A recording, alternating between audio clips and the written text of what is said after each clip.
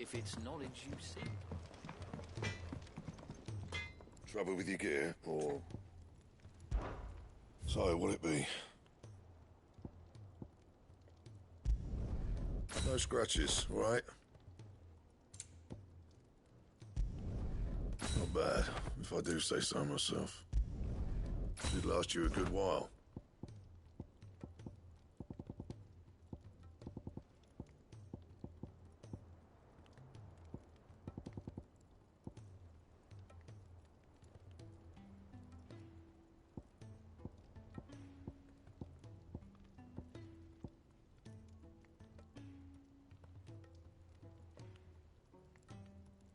And?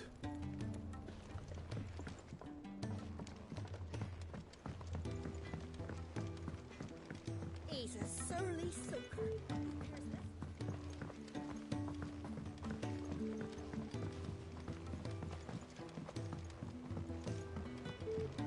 Realm's crops are all being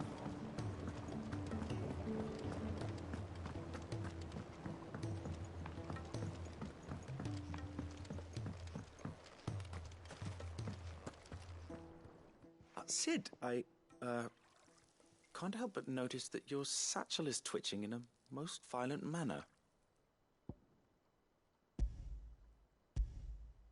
Here. It's your problem now. What an amazing specimen. The flesh positively throbs with vitality. If I can successfully graft this to the Morganbeards... When I successfully graft this to the Morganbeards, I suspect the results will be immediate. I shall begin at once.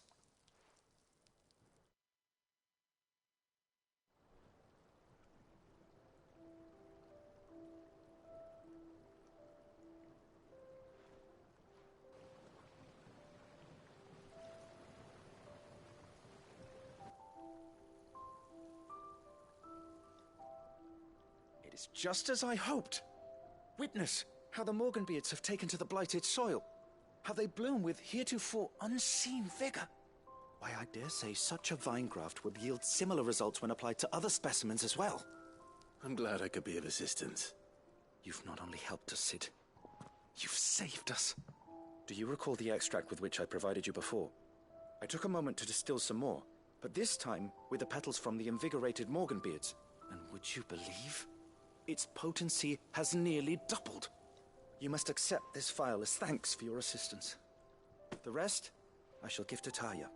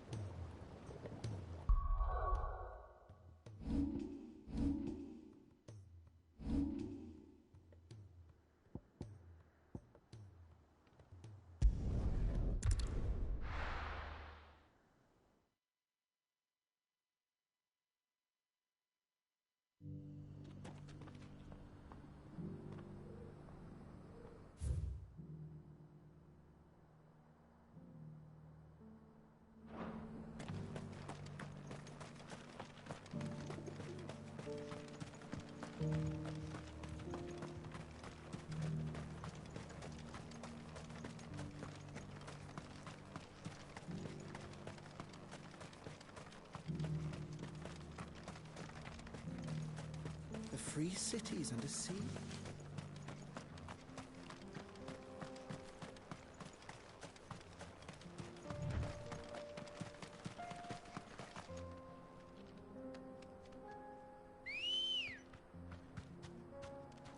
Come on.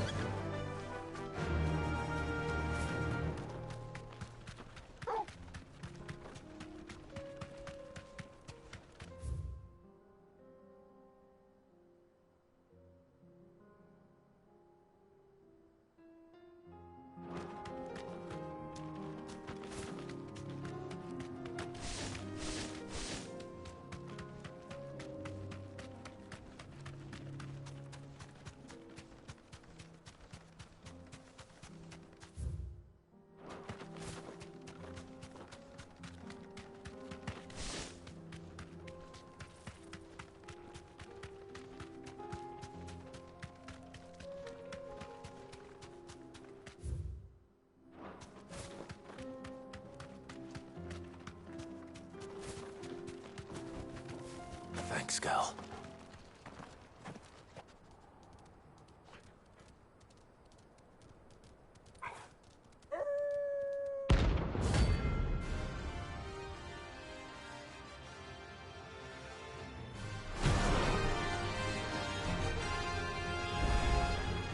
Remember, you're my Sanctoral.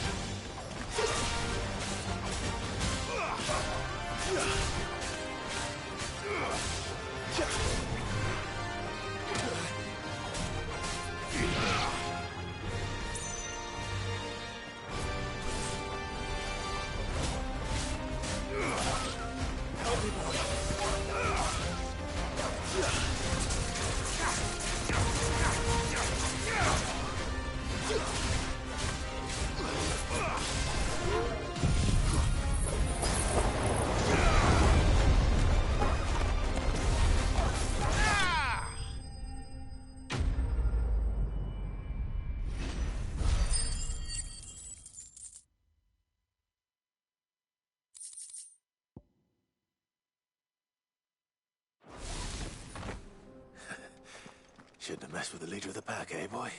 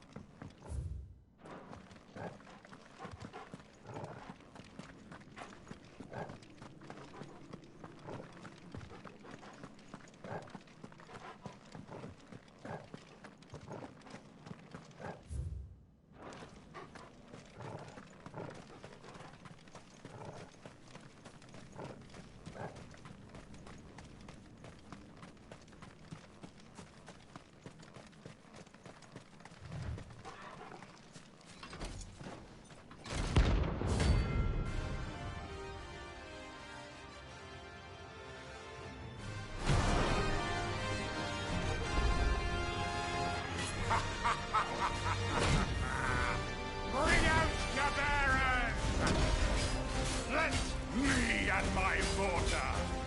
Purge them of their sin. You'll regret doing my mother's bidding.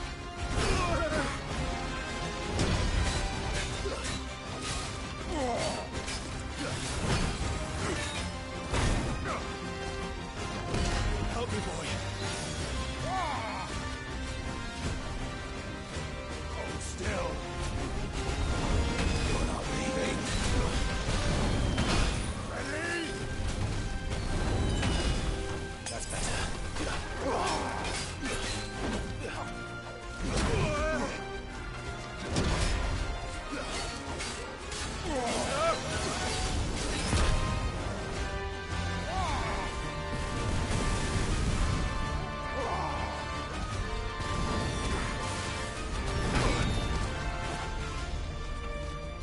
It's all ready.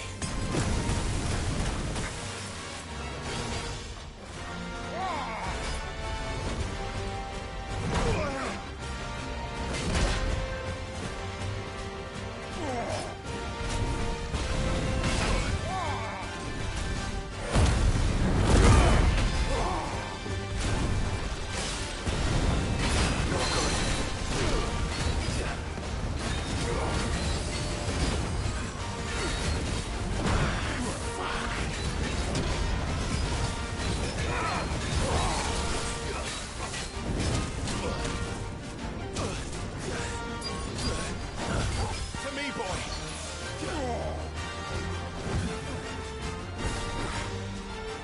Let's try.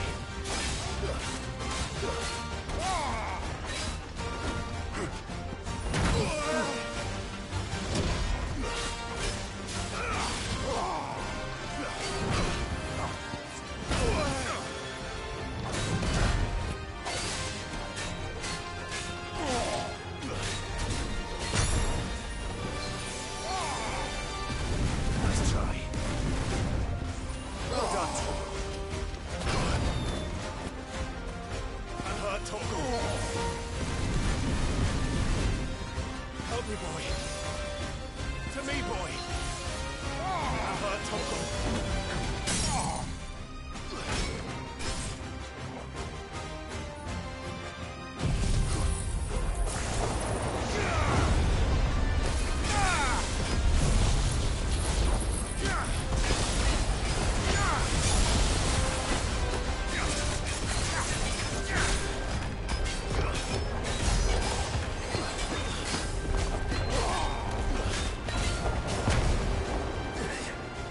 Help me, boy.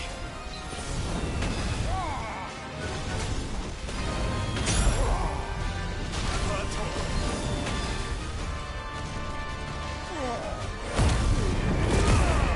No good. Come on.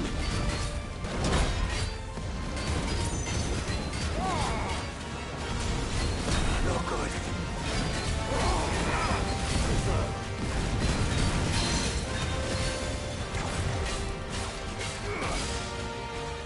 This will show you. Let's try. Take your punishment.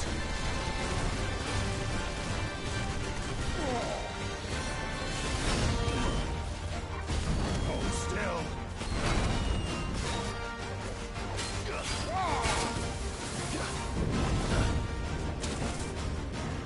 Help me, boy. There's a good boy. To me, boy. Not leaving. Ready?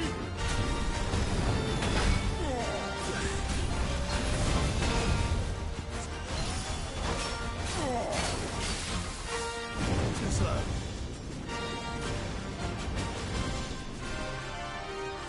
To me, boy.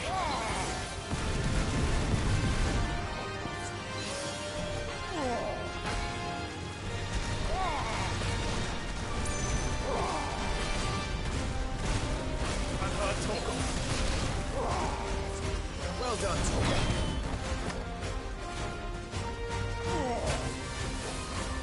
Help me, boy. Unhurt, Torgal.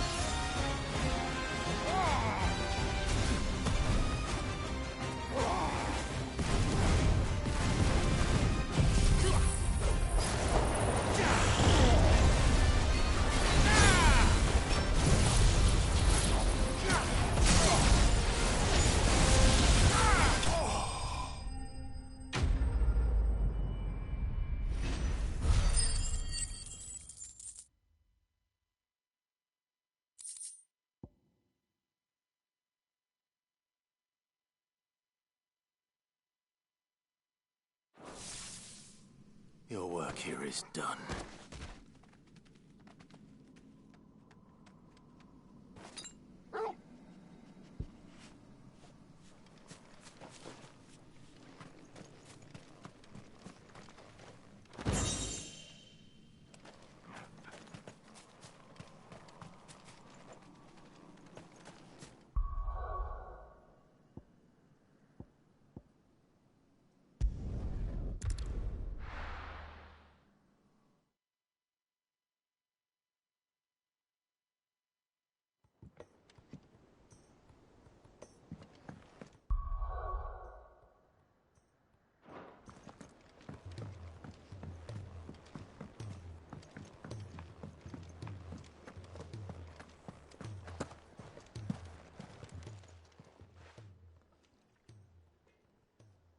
Let me tell you a story, Clive.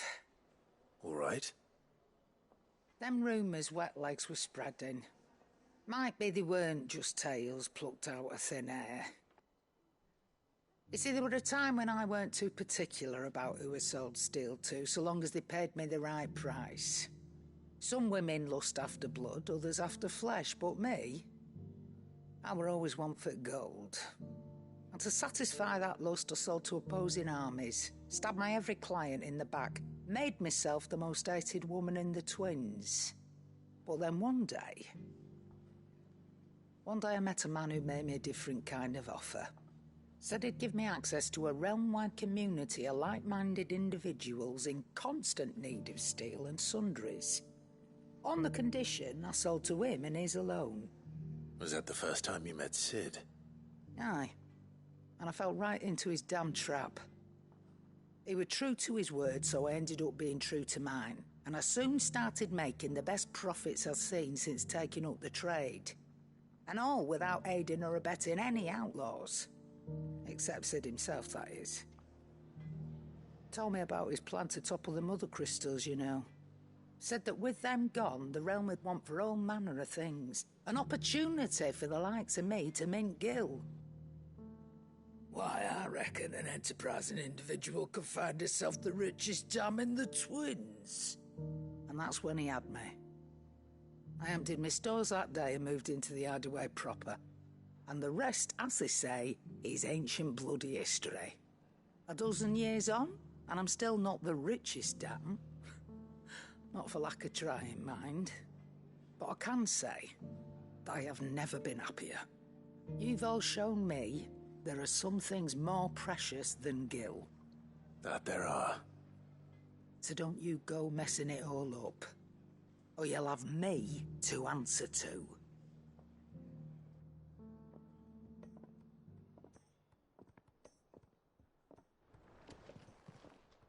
Clive.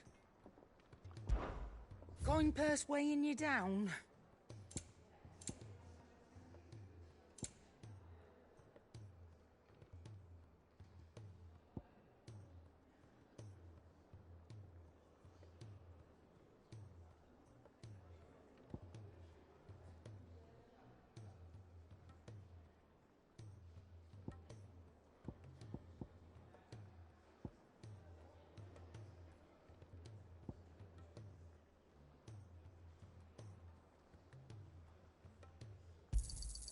It'd better all be here.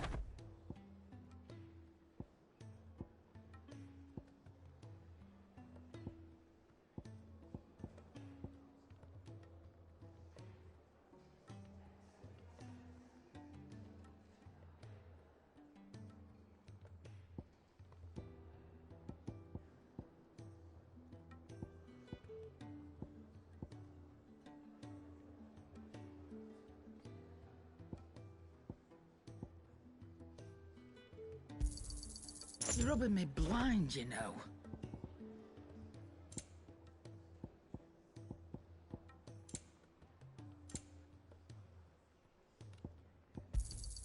You'll not find a better price than that.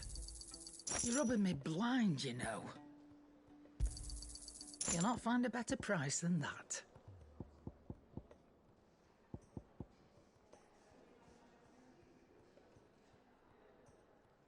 Is that all?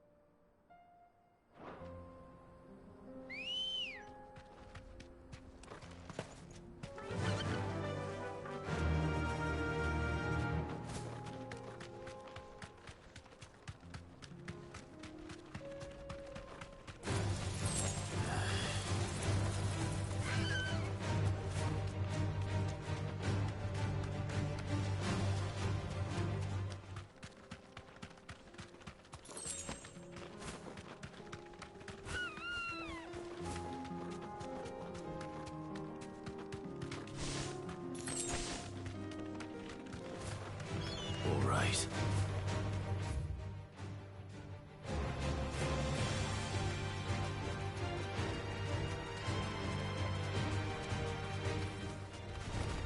No mistakes.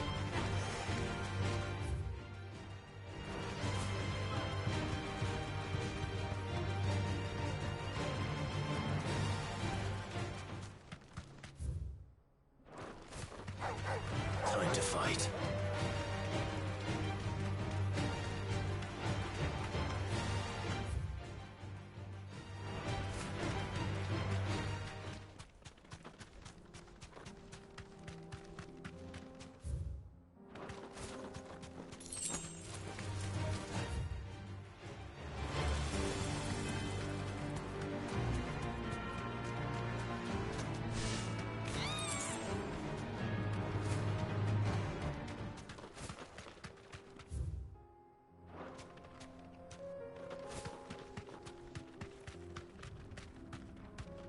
Straight home now.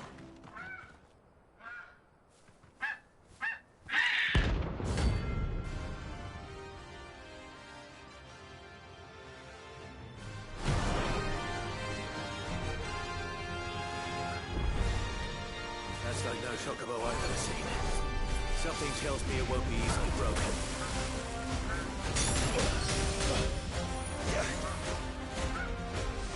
Too slow.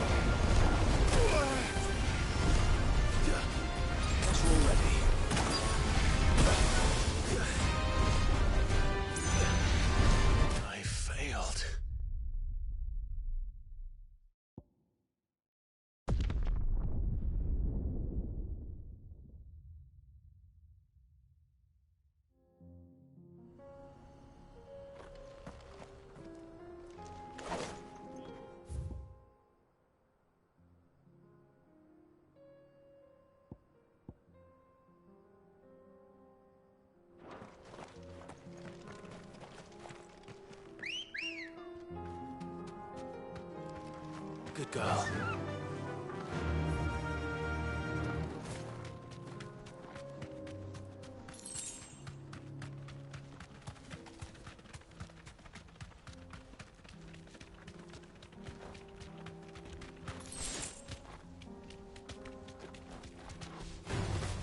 This won't be...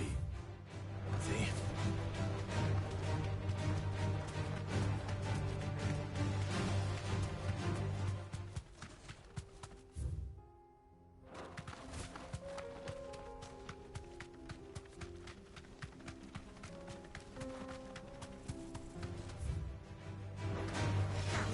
That'll do, girl.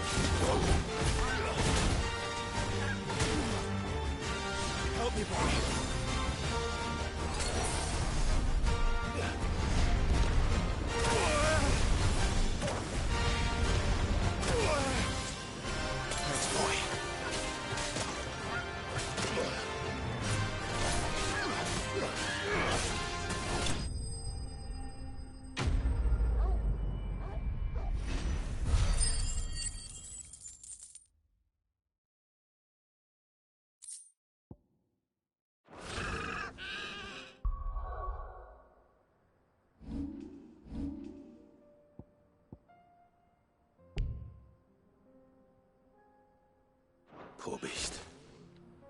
There was nothing I could do.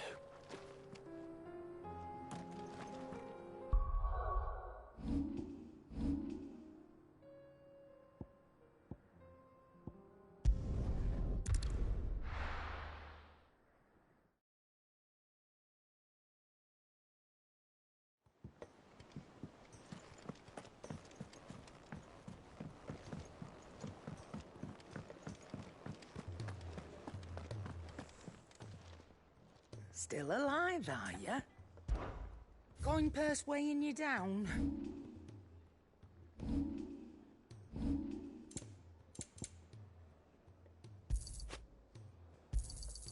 You got out else?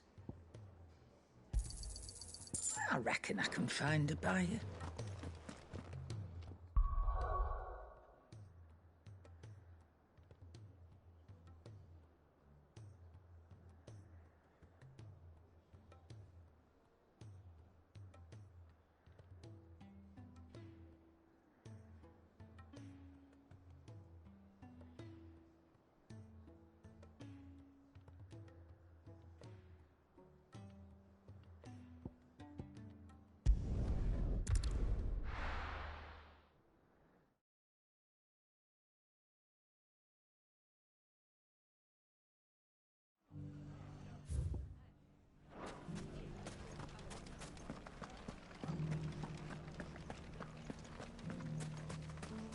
You fought very bravely. You would have been lost without you.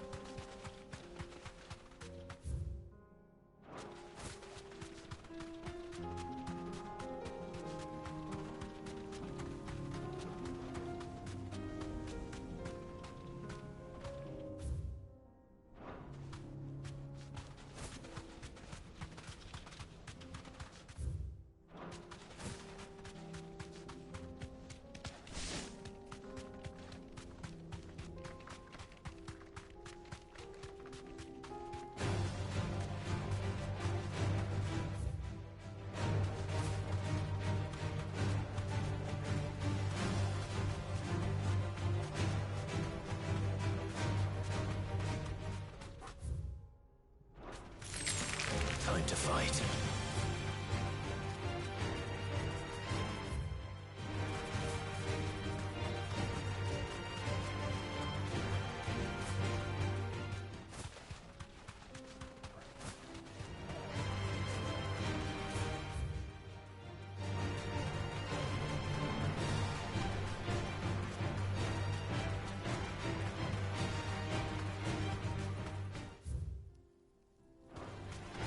No mistakes.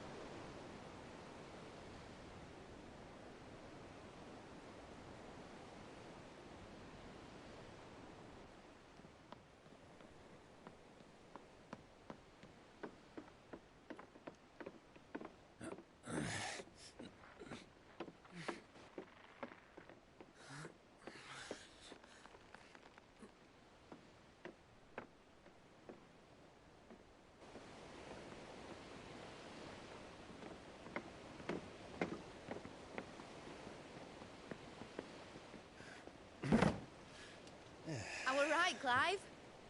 My dad had it all worked out. He'd be proud of you, Mid. His writings may have helped, but this achievement is all yours. Can we catch them? The Ainayar's one of the largest, fastest vessels ever built. And it won't help she has the wind at her back. Any other ship would be hard-pressed to keep pace with her, let alone reel her in. But this isn't any other ship. This is the Enterprise! And the world's never seen anything like my dad's engine. It certainly hasn't.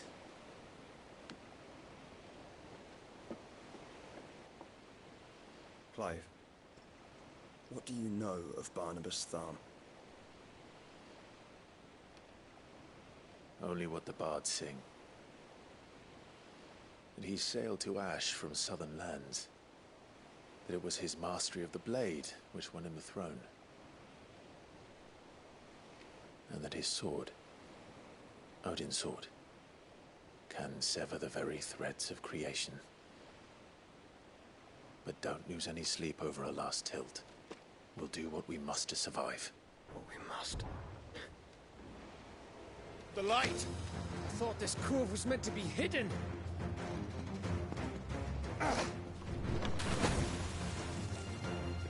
Mid! Company! Eh? We'll hold them off until the ship is ready. But hurry! Bollocks! All hands! Man your stations!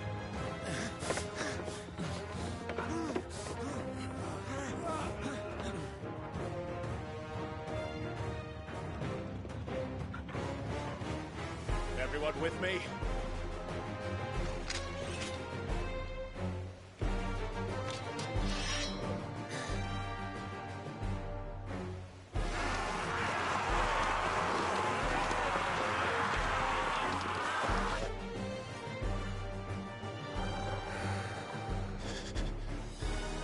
Here they come!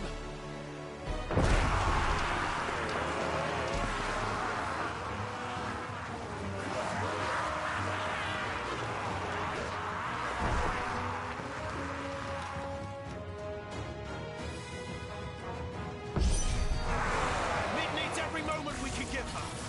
Behind me, Lord Westfield. I'll take care of these fuckers. Behind you. I'll have you know earth-breaking here. One struck fear into the heart of every man in the cliff.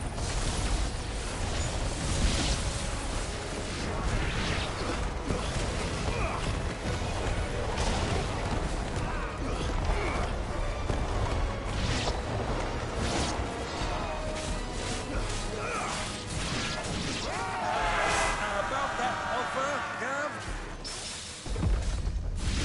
How are we doing, Mid? I thought you said that ship was fast! Once you get going, well, that takes time. Unless you fancy giving us a push, you're like the old sack of gas. Old? I haven't felt this alive in 20 summers. Come on, then! Which of you lot fancies meeting Ogre Killer next? I thought it was called hard. Rules like the clappers, you curds. With hell to pay, and I'll be damned if I'm going first.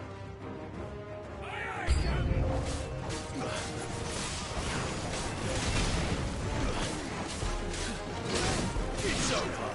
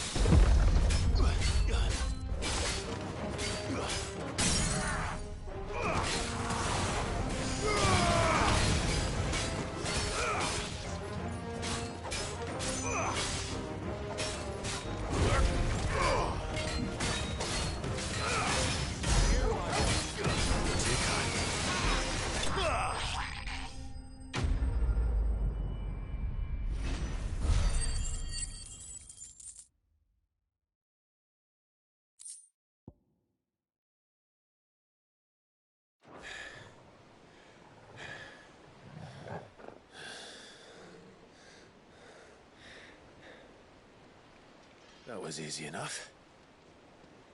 All right, you lousy lot. Get your asses on board. She's ready to sail. You heard the captain.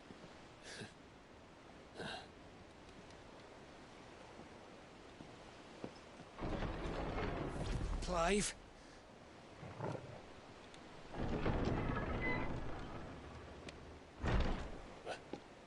But I thought he was... Confound it. Then it is as I feared. Sleipnir is no man, but a creation of Odin.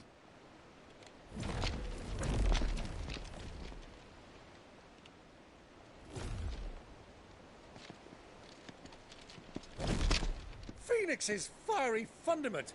Have you no normal enemies?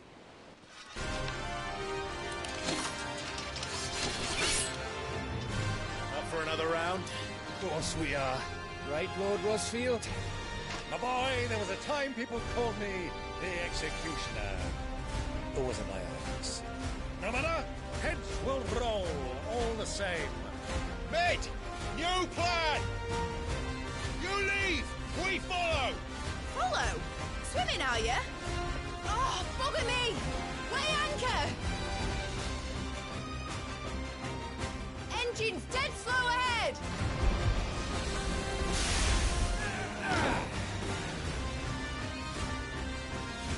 Have care, my friends.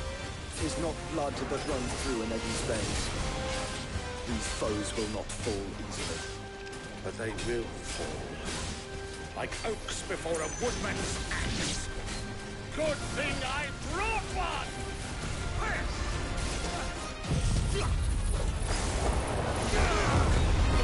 How long are we meant to keep this up? As As long as it takes. Unless you have a better idea. Well, I've already killed at least 5 of the bastards. Fuck it. Let's do the lot.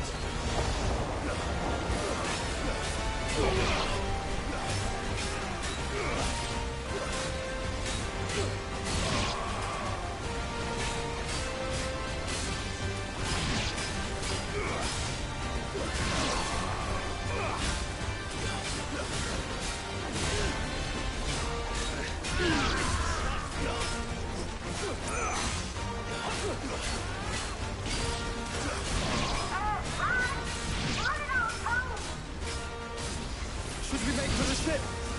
Not yet. Wait for my signal.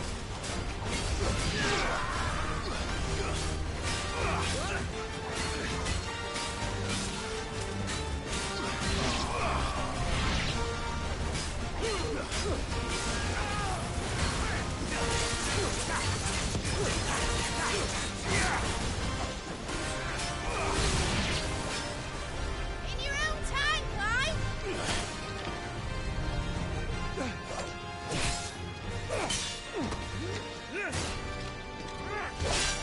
Right, run for it!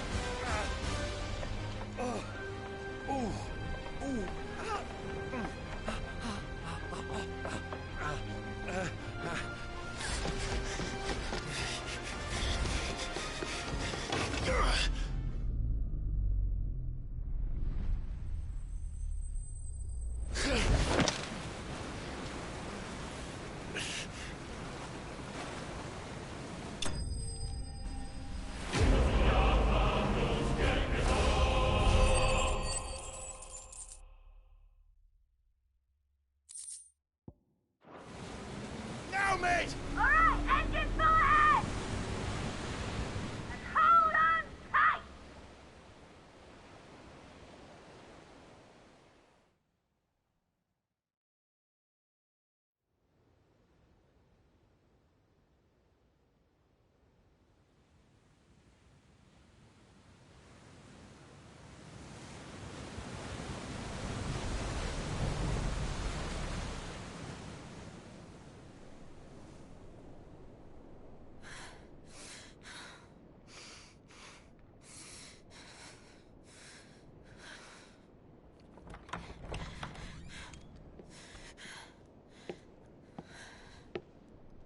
What do you want?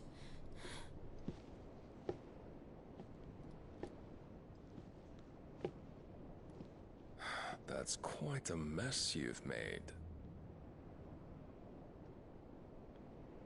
And wholly unnecessary. You are my offering to Mythos. I would not see you damaged.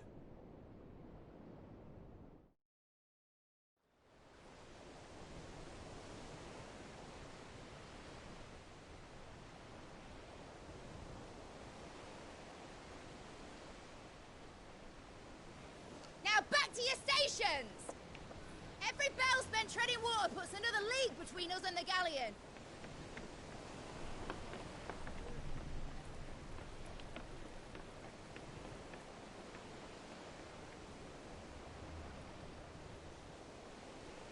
I don't suppose Mid has a spare engine? Since you rose from the grave, my fortunes have plummeted. Are you absolutely certain of this quest of yours, Clive? The foes you face are as terrible as they are numerous. Aye. And they'd have us live and die on their terms, which should answer your question. Ah. You have that same stubborn look as your father did when he set his mind to something. On the battlefield, I am but a single axe. A deadly one, mind, but a single one nonetheless. Yet what you require is 1,000, and I believe my old friend in Randalar can provide them.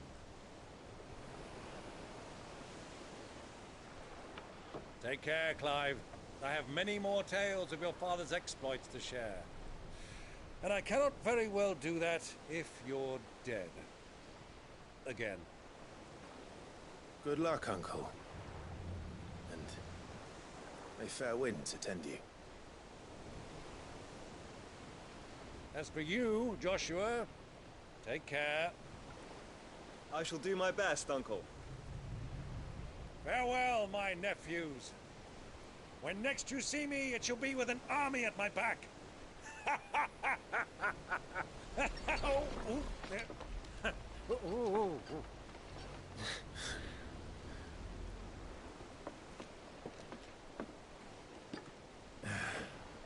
Cheerio!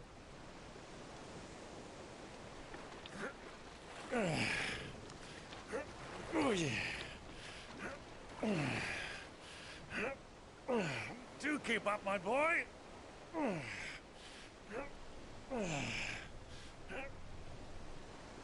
Well, we can't have him showing us up now, can we? We would never hear the end of it.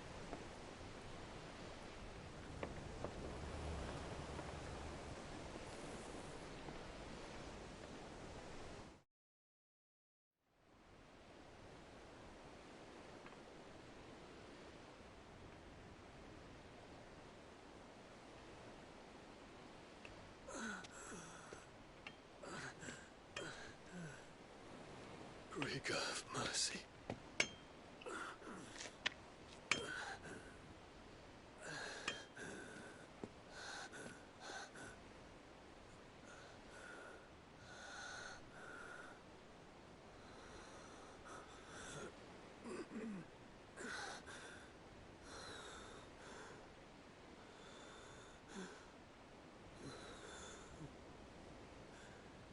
All this.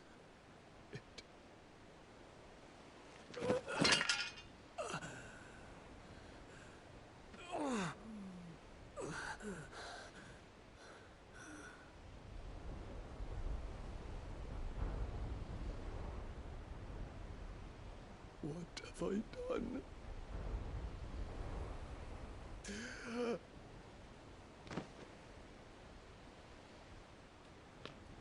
My lord.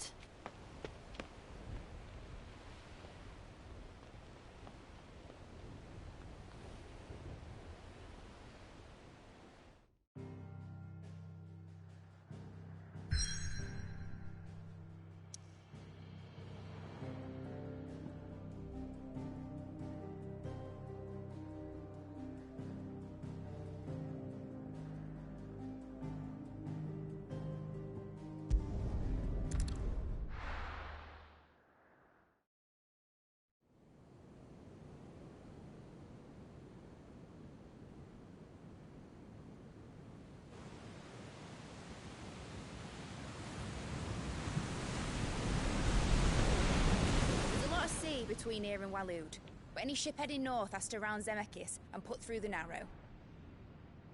Maintain our current bearing north-northeast, and we'll catch the Black Galleon before she vanishes again. What's to prevent her from circling around Ash from the south? With these winds in those waters, it'd taken forever and a fortnight to reach Stonehere. Mid knows what she's talking about, Clive. Better than any of us lot, anyway. I say we do as she tells... Sails on the horizon. She's ours.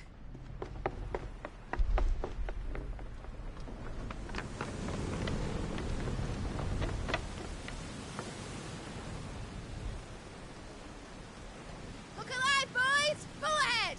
And keep those furnaces fed! Aye, aye! Do you feel that? Jill. All hands! Battle stations!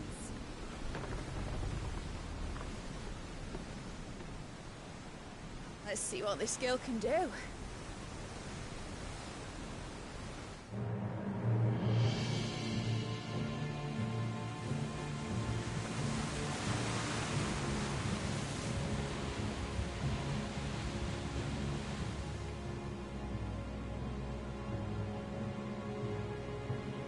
one leads, so does the other follow.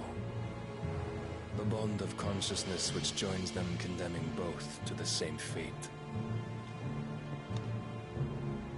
Yet my every attempt to strike it from their hearts serves only to tighten its hold.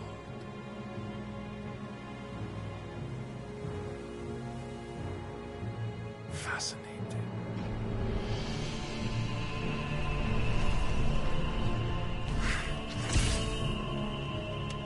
But then, there is naught my blade cannot sever.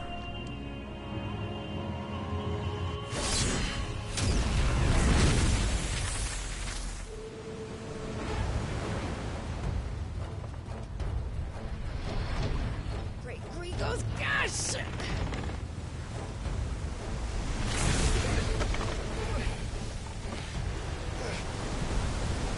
Barnabas. Hard port! Heads down, you brutes! And brace for impact!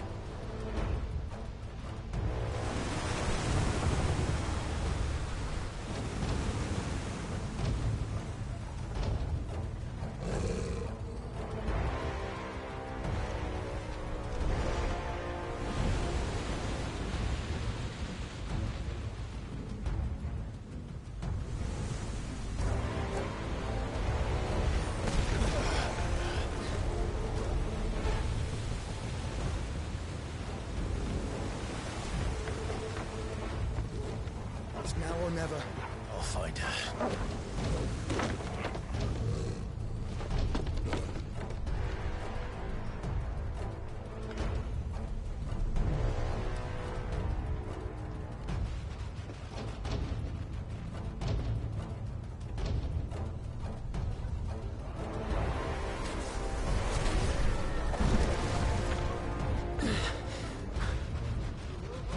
Bloody hell!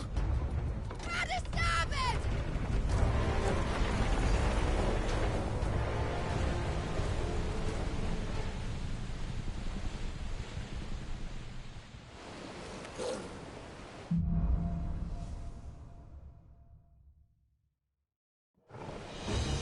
Where did you hide her, Barnabas?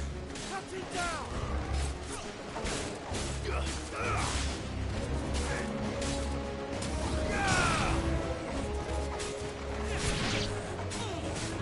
finished.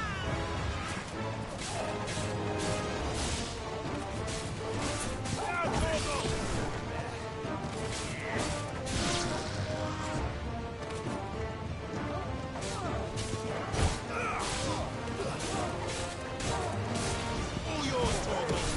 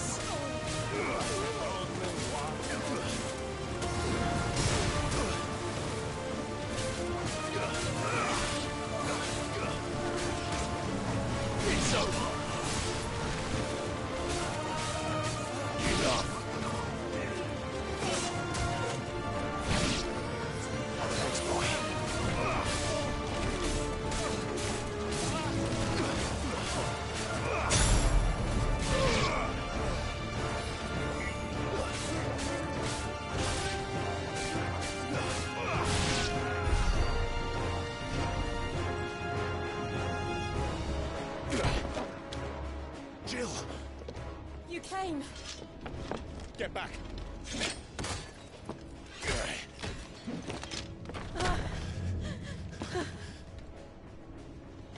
Clive, how did you... I'll explain later. Hands.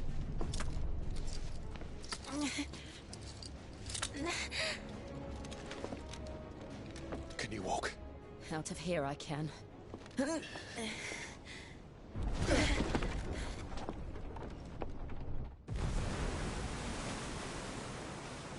Stand still! Phoenix. Are you not the dominant of fire?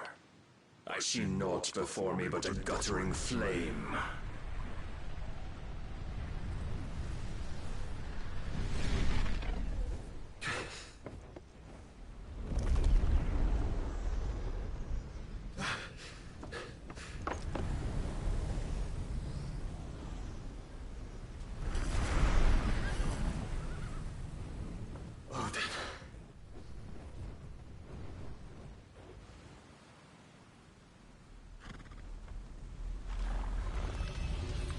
In earnest, then.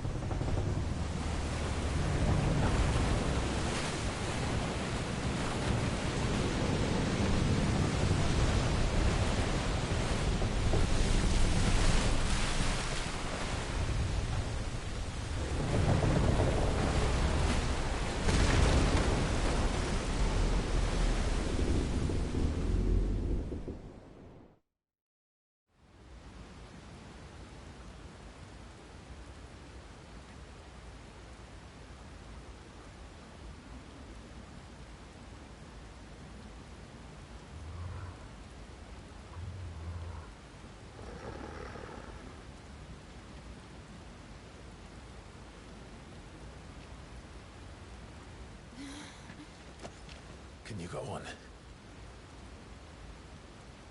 I think so.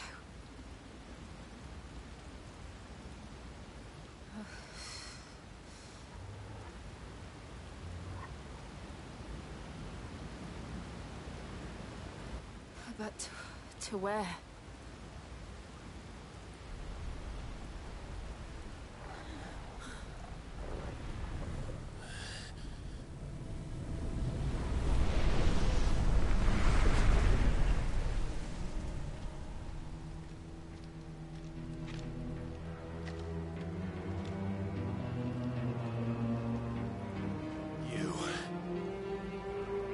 What did you do to Joshua? The Phoenix? Oh, I expect he will survive. This consciousness in which you coil your feeble souls is grown thick with desperation. And thus has my master turned to my blade.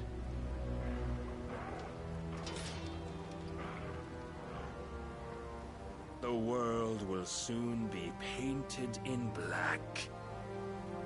And all that live shall gather in death's autumn wake. Not if we remove the cause of this misery. Not if we destroy the last of the Mother Crystals and restore balance to the world. Come. Do you truly think it's so simple?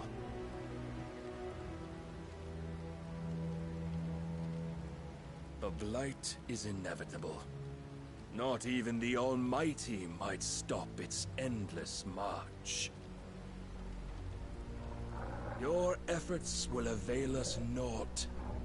Naught, that is, but suffering. You must embrace the truth, Mythos. Accept your place with the Lord. Keep it. As long as there's a chance, there's a choice. Ever led astray by your blind resolve.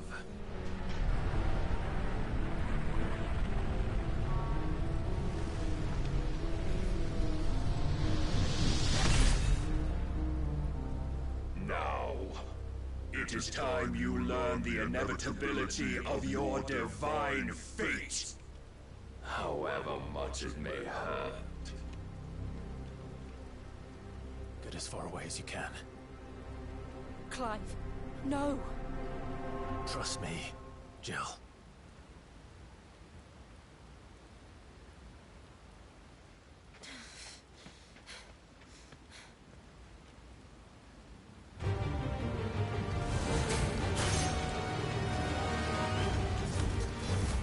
We don't have to do this. Oh, but we do. If only to remind you of your duty.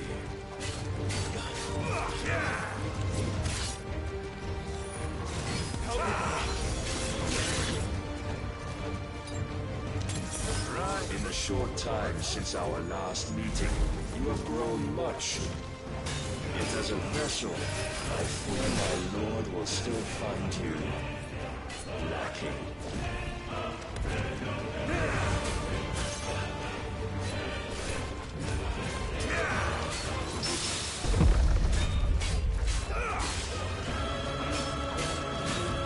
All this fire and fury, and for what? Stopping the blight.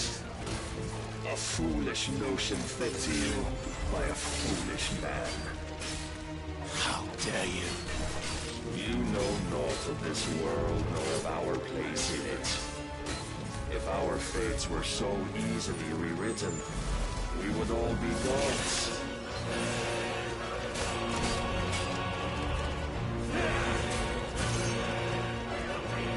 I have seen enough. If reason cannot sway you, there are other means of persuasion that might. Let's try. Defend yourself!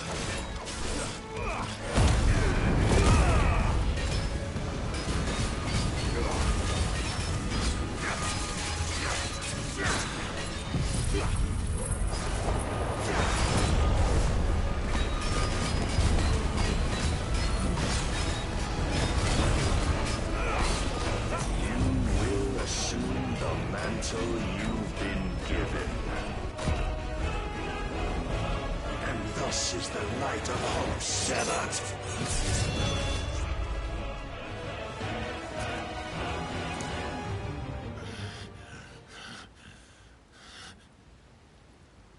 You would yield so soon. Never. Clive!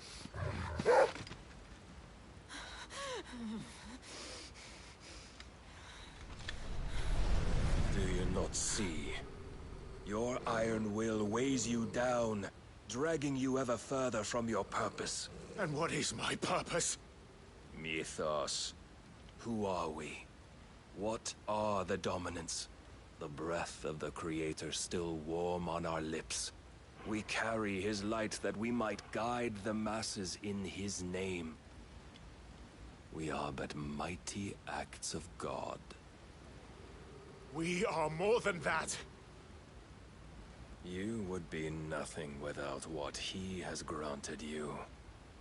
The power we wield is his, and yet every time we draw upon it, it wears away at our very being. It breaks us. It unmakes us, that its immaculate aspect might reveal itself. The icon. It is too much for even his chosen few. Apart from you, Mythos. You wield the might of many, yet your body does not answer for its avarice. What are you saying? What I am saying is that we dominants are a means to an end. We were created for you, that you might drink deep of our strength and thereby fulfill your divine purpose. Which is? To feed. As you would know, could you only look beyond the walls of your prison of self-regard. As long as you choose to ignore this, you shall never penetrate my defenses. Still, you may take solace in the fact that you are not alone in your plight. The chains of volition shackle all of mankind, but there is yet cause to rejoice. For the Lord, in his mercy, has taken pity on his flawed creations, and shall see them restored to their proper forms. And what exactly would that be? Why, loyal servants to God. No. Manners, Lord Rossfield? They are men, like you and me. Albeit ones unburdened by the wills that drive our kind to madness. They are pure. They are divine. You mean to turn everyone Akashic? Not turn, Mythos. Turn back. For too long has mankind been led astray by their clamorous wills. It is time they return to a world of quiet equality, where they might once more know salvation. Salvation? And abandon everything we hold dear? We don't need your salvation. We'll save ourselves, and we'll do it on our own terms. Not yours, and not your gods. With every defiant expression of your will, the tighter the chains of consciousness become. But perhaps that fact may be put to use.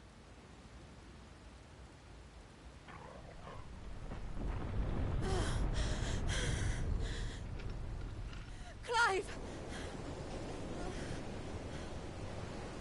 The faster it binds you to the remaining dominance, the stronger your hunger will become. Until it leads you back to the only answer there ever was. Mayhap not by the path my master intended, but back all the same.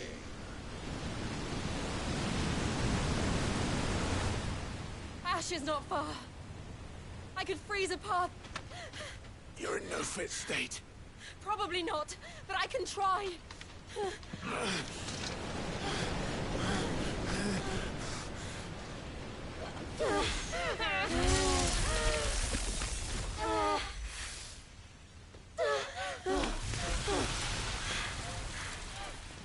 Don't look back!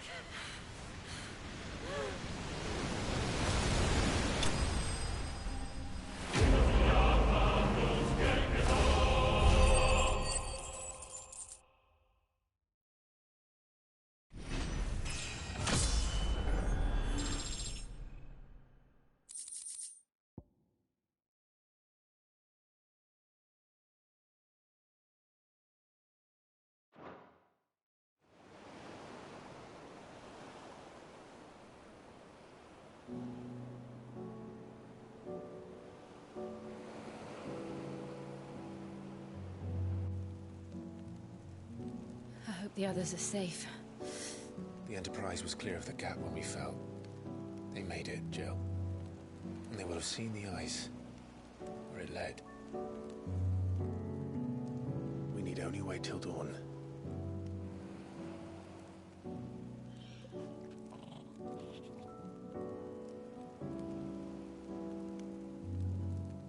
This is the second time Barnabas has bested me. I'm powerless against him. And maybe there really is nothing else for it but to give yourself to his master.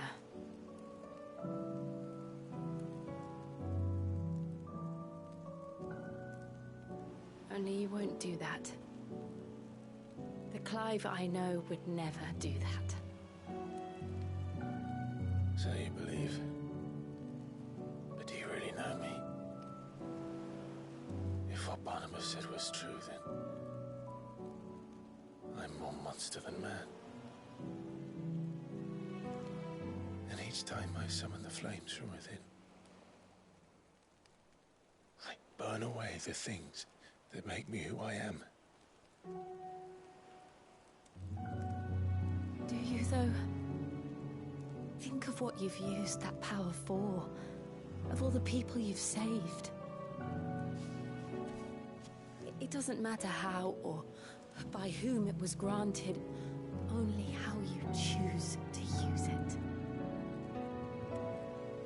And you've chosen to use it for good, haven't you? I've also used it to kill. What if that's my purpose? What if it's all I'm good for?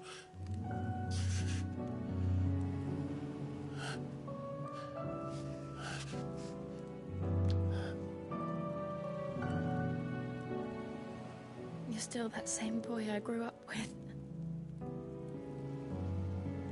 Always so eager to save everyone around you, and yet always so alone.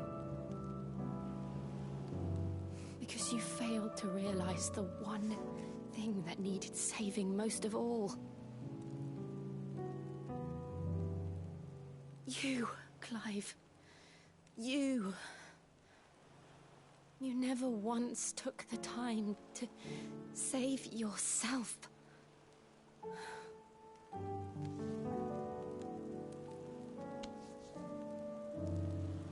Myself? I think I might be beyond saving. No one is beyond saving, provided they want to be saved. You fight to survive. And you survive so that you may protect those you love. It's what you do. What you've always done.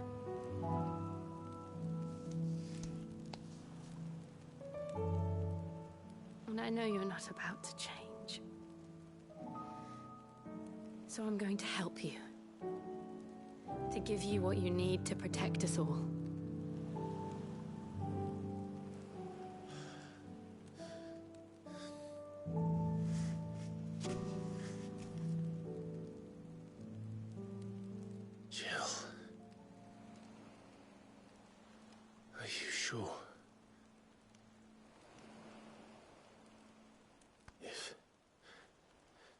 If this is what you want, then...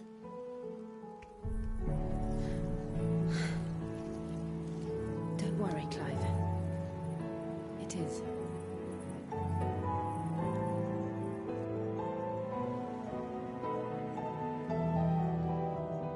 This burden, I'll give you the strength to bear it alone. But I'm not alone. These burdens I carry, my sins, my pain, my sorrow, I see now that they are all a part of me.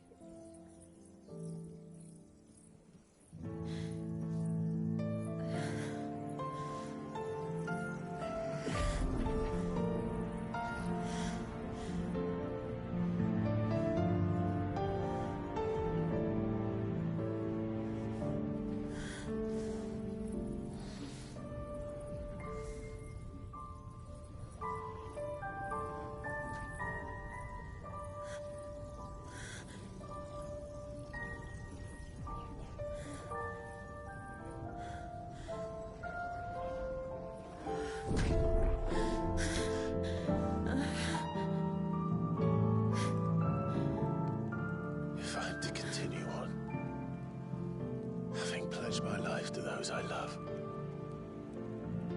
then I will gladly bear your burdens too, until my last breath. Clive.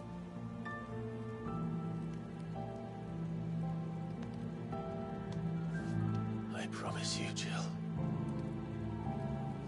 we will find a way to escape this fate. Find a way to save each other.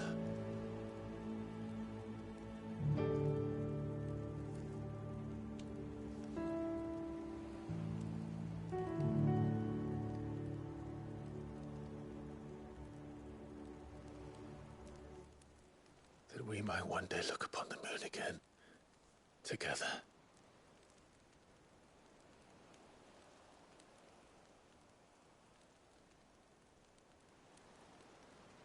And I promise you, Clive, that I will be there, no matter what you must become. I know.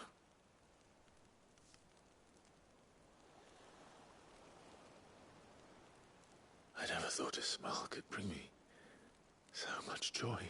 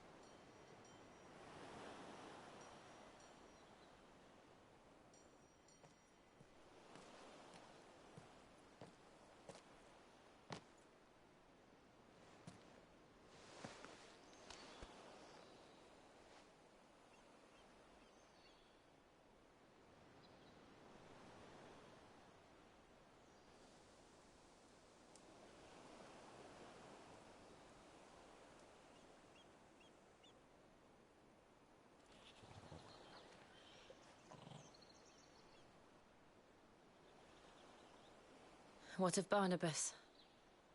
Do we pursue him? No. Our paths will cross again soon enough, whether we like it or not.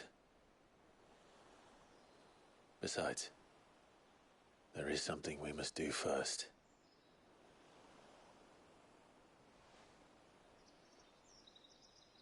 Of course. Drake's spine. The last Mother Crystal. The Einherja is at the bottom of the sea. Waloed won't dare move on Storm without her. But they know we're coming now. We'll need a plan. And a damn good one at that. Then let's go home and find one. Ash will have to wait.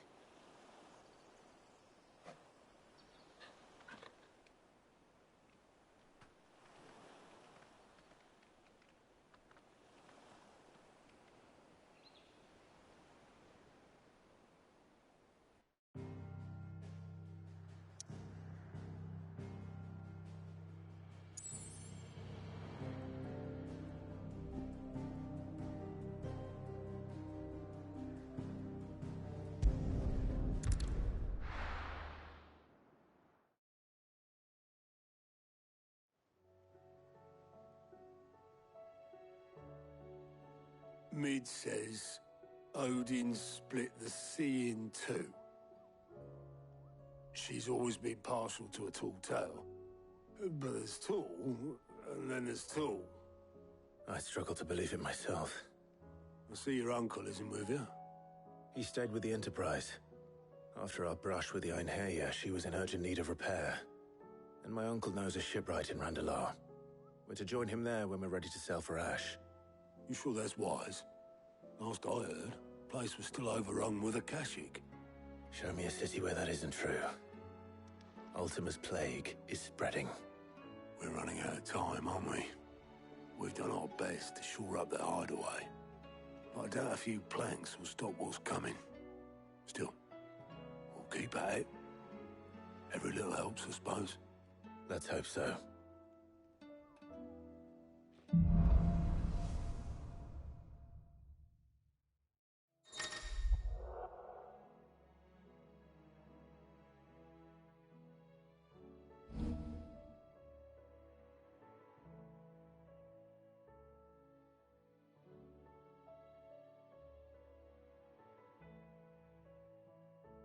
I should visit Joshua, assuming Talia will allow it.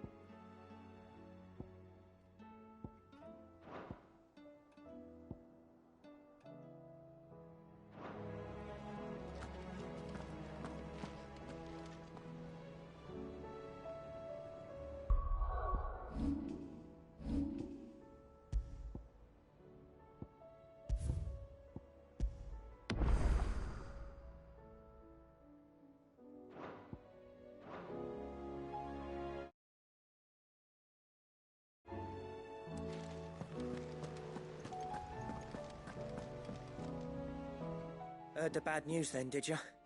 What bad news? About Dravost. Blackthorn's old haunt. With the forge and all that. Well, anyway, the mine's just down the road from there are spewing at ether like no one's business. And the village? Safe from the flood for now, but they've got other problems. Akashic. Every creature in the area is either turned or on the way to turning, apparently. Zoltan and the others are living on borrowed time. They need help, and quick. Doris sent a few curse breakers to keep an eye on things, but there's only so much a couple of scouts can do. Except get eaten. If something ain't done soon, the old place will be overrun. I won't let that happen. Didn't think you would. Does Blackthorn know? I thought it might be better if he didn't. He'd only do something stupid. You reckon we should tell him? No. It's better this way. Yeah, well... I can't stand about knowing what's happening out there, so I'm off. I'll see you in Dravost.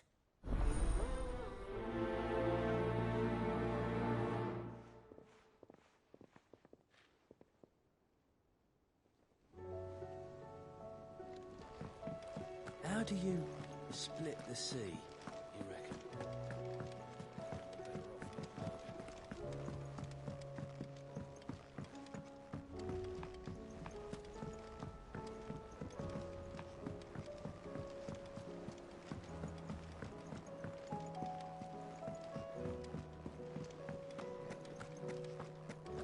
Oh, don't tell me we've run out of pep. Aye, it's a dangerous world out there.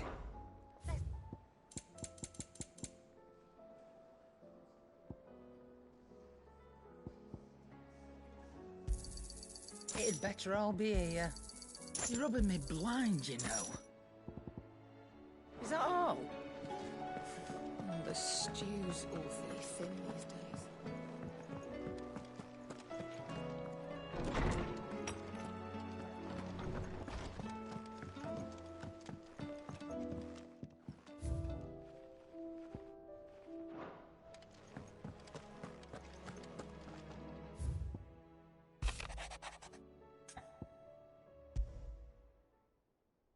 There's no way of knowing if Doris will confide in me.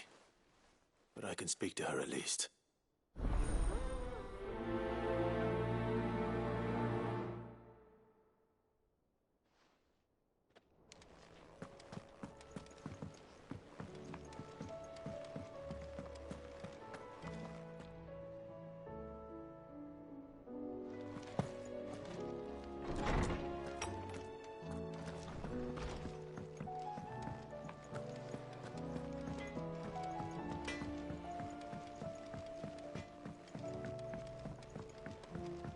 Tried Molly's lemon tarts?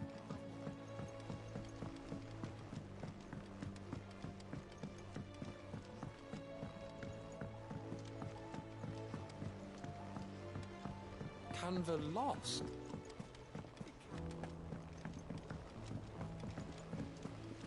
Miss, can we read Miss Editor's story for a lesson?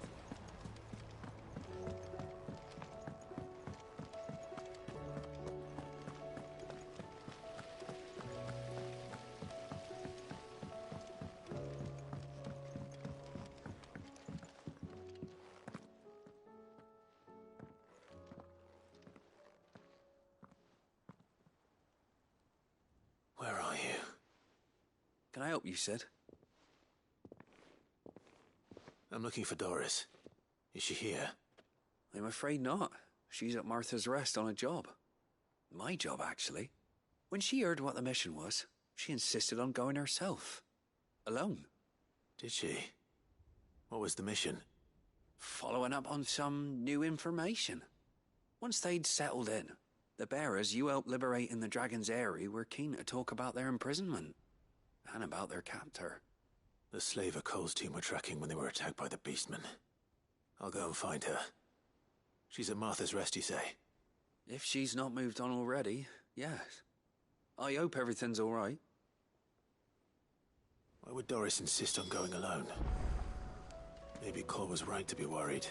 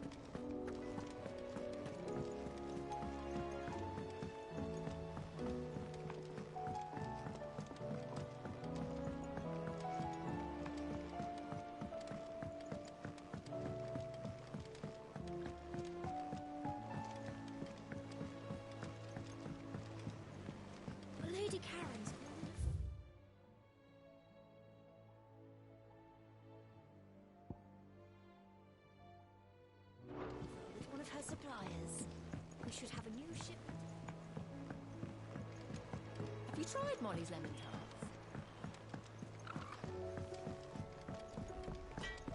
The stew's awfully thin.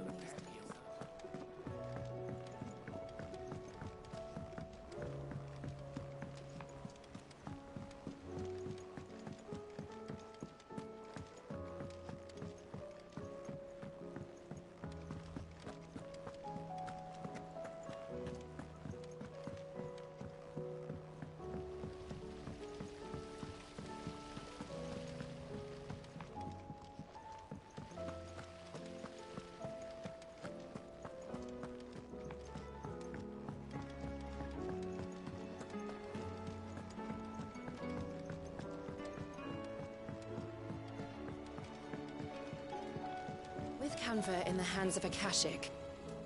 Ah, Sid. Just the man I was hoping to see. Did you have a mo? Don't tell me. You need more bomb ash. Oh no, we still got plenty of that left. I'm working on bringing another one of the Chief's designs to life. This time, it's a new smelter. It's got a reverberatory hood over the top for additional thermo amplification and a system of reciprocal recirculatory regenerators that let's just say it gets very blimmin' hot. A heck of a lot hotter than anything Blackthorn's got in his forge, that's for certain. Only mithril engines get hotter, and you can't chuck ore in one of them and get metal out the other end. Trouble is, we won't be able to make it out of any old rubbish neither. We need the good stuff. And I hear you once helped Helena get her hands on exactly that. Any chance you could help me too? If it's for the good of the hideaway, I'd be happy to. Oh, it is. I promise you. So, what exactly is this good stuff you need me to find? We've got a couple of examples here. Spherical echoes, we call them. More fallen materials. So this smelter is similar to the mithril engine in more ways than one. That's right. They're a bit like the thermal helms. Fallen ceramics deal with heat like nothing else, see? And what's more, they're directional, transferring heat from the inside to the outside. But these things, they're all outside. If we line the hood with them, they'll reflect the heat right back into the furnace. We've collected as many as we can, and I know where we can get the rest. Trouble is, they're all watched over by their bigger, uglier cousins. So you want me to visit some ruins, destroy some echoes, and bring back the spheres they're guarding? That's it in a nutshell, yeah. We're only 3 short, mind, and we know exactly where they are. There's one up Amber Way, in that ruin that they call Lost Plume, and another in the Silent South, over in Dalmekia. Last one is in the ruins of Advent, which is in the Empire. All right then. Wish me luck. It'll do. I'll be keeping all my fingers and toes crossed.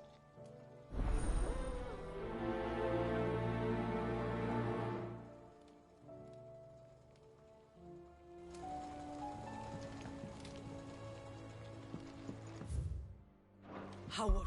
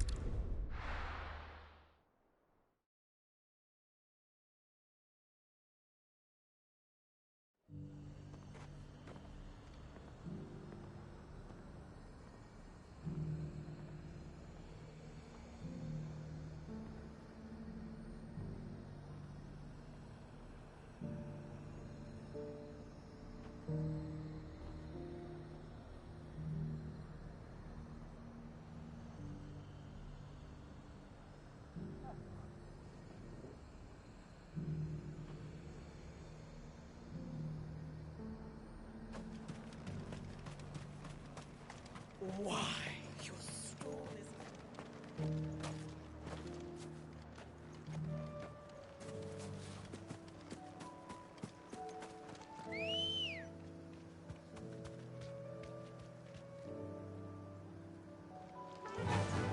Fly, Ambrosia.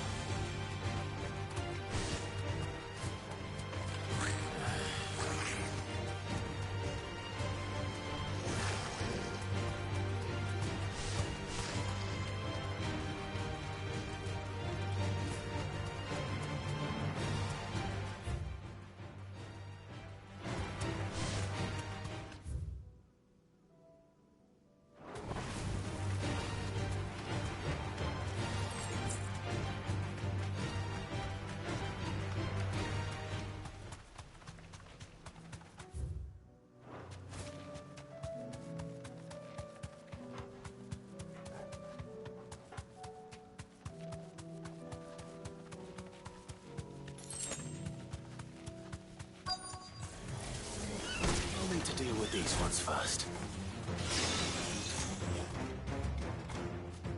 You deserve a rest.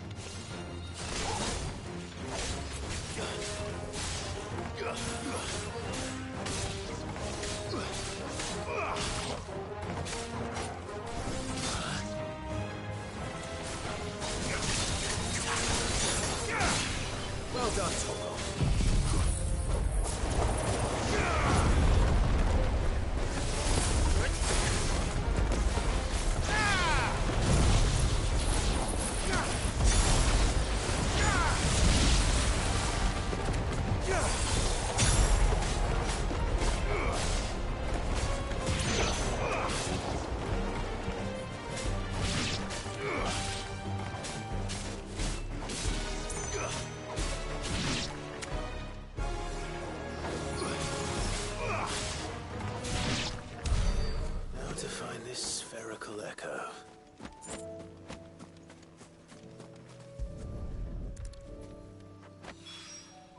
This is it. Right then. Just two more to find.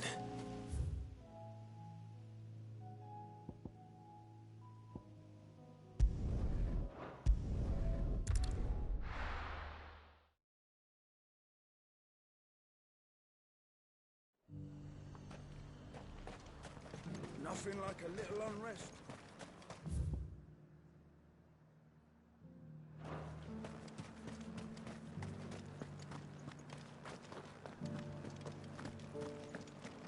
There were ghosts at the gates not days ago.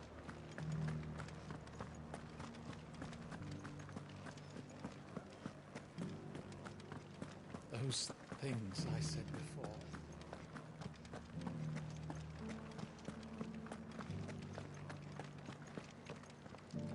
Oh, Clive. What am I to do? My wards and I may soon be without a home. What's happened? The High Cardinal has descended from his lofty throne and taken up residence here in Northreach. The High Cardinal? Leader of the Council of Elders, second only to his Radiance at the head of the Imperial government. Not that any of those things still exist. Now he goes by his noble title, the Duke of Oriflamme. And what does he want with Northreach? He wants to transform it into a military stronghold. A foundation upon which to build a new Sambrec. He's already secured the support of the various army remnants, with promises that they shall be afforded the respect they deserve in his empire. One built on the confiscated property of the people. He would rob the populace to pay for it. Believe me, I have used every means of persuasion to discourage him from this folly. But for whatever reason, he will not listen to me. What does Captain Philippe make of this? When the town was under attack, it was him the soldiers rallied around. Couldn't he use that influence again? How? By speaking out against one of the most powerful men in Sambrec. A man whose stated aim is to revive the empire Philippe's comrades swore to serve, and to improve the soldiers' lot within it. The captain can offer them a regular supply of gruel, and an occasional trip to the Vale to help them forget the terrors they face each day. The Duke offers them a vision of strength and safety. No. Any attempt to incite mutiny would cost Philippe the support of his men, if it did not cost him his life. But given the mood around town, mutiny may yet be unavoidable. The people have little appetite for further deprivation, least of all when it serves only to elevate others. And who could blame them? Clive, would you appeal to the Duke on my behalf? For your services to Northreach, you have the respect of the soldiers, and they will take you to His Eminence if you ask them. And unlike Philippe, no bonds of loyalty prevent you from speaking your mind to the man. Well, will you try? You could hardly fare any worse than I did. I'll see what I can do. Thank you, Clive. Tell me then, where will I find this Duke of Oriflamme? In the garrison? Overseeing the troops, yes. All right. Wish me luck.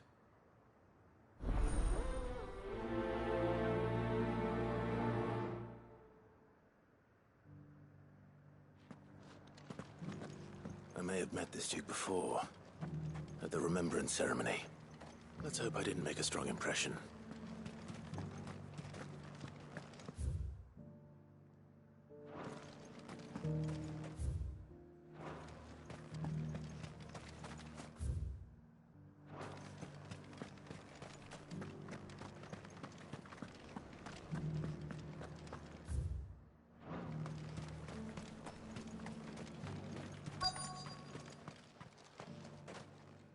Halt!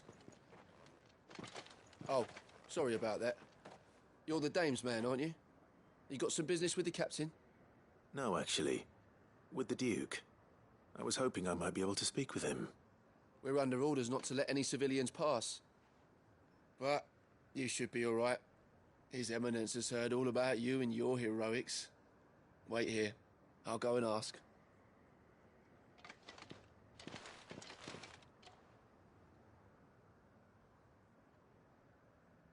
So, you are the sellsword who lent his aid to the garrison. The Empire owes you a debt, and I shall see it repaid. But tell me, is it wealth that you seek, or favor? Neither, Your Eminence. I thought only to inquire about your plan to turn Northreach into a stronghold. Ah, I see. You are worried the expanded garrison will render your services redundant. Yet you needn't be. A proud fighting man like yourself shall always have a place here.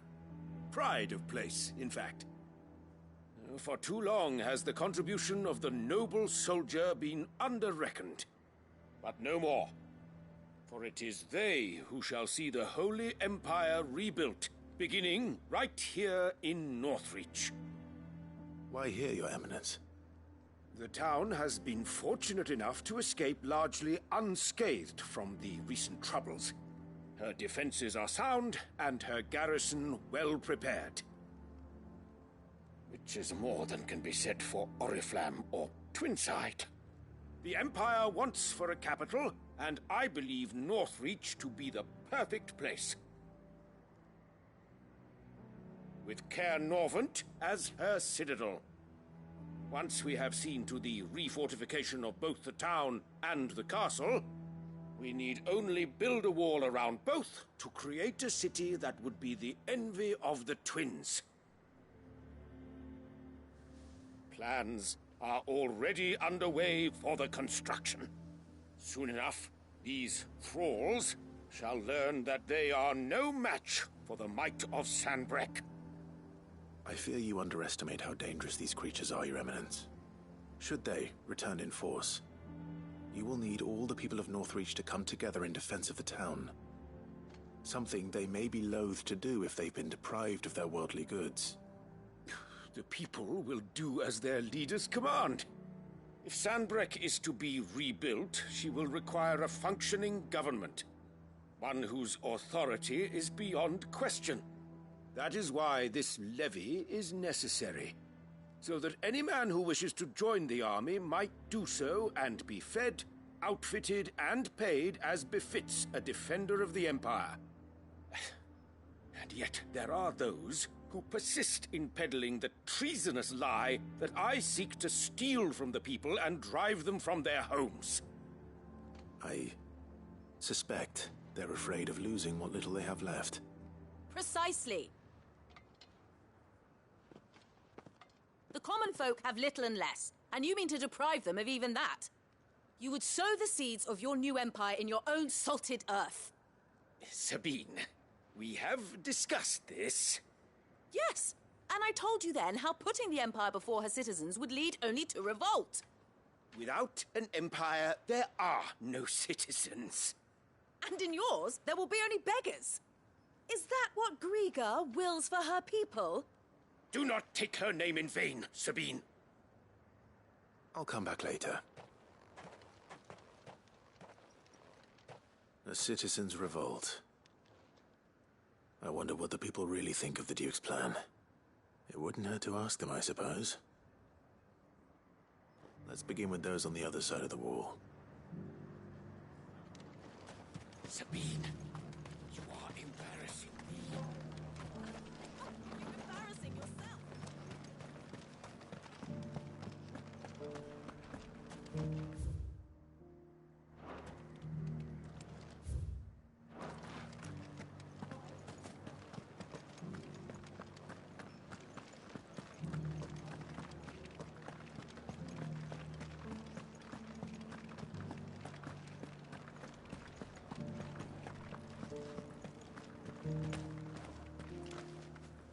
All right there. What is it you're after, sir? Just your opinion, actually. I wondered what you thought of the Duke of Oriflamme. Oh, him. Not much. None of us traders do. It's thanks to nobles like him that we had to set up shop this side of the wall in the first place. Couldn't have the rabble getting any closer to the holy capital, could they? And now he's trying to drive us out completely, threatening to take everything we got from us if we don't clear off. If the dame said she wanted him run out of town, I'd be straight through that checkpoint, tar bucket in hand.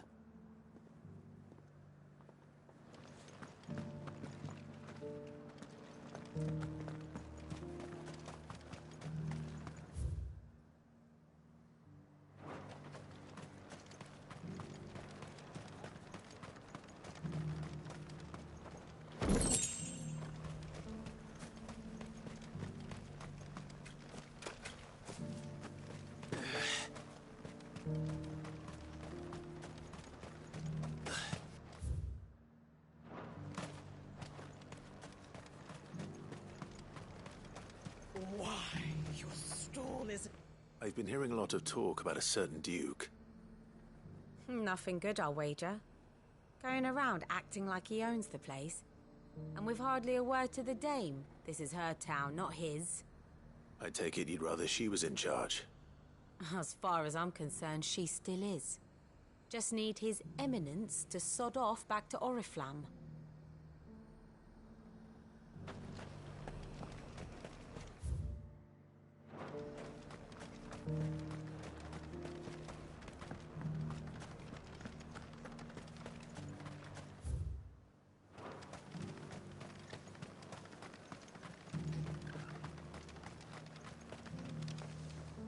A question, if you don't mind. What do you think of the Duke of Oriflamme? Don't get me started. You build a life for yourself somewhere, only for some noble to turn up and tell you you've got to hand it all over to him. If he he thinks his name and his chains give him the right to empty our purses, he's in for a rude awakening. We'll do whatever it takes to keep what's ours. Whatever it takes. Well, the people seem united enough. What about the soldiers? I heard that they've got an icon to rid the meadows.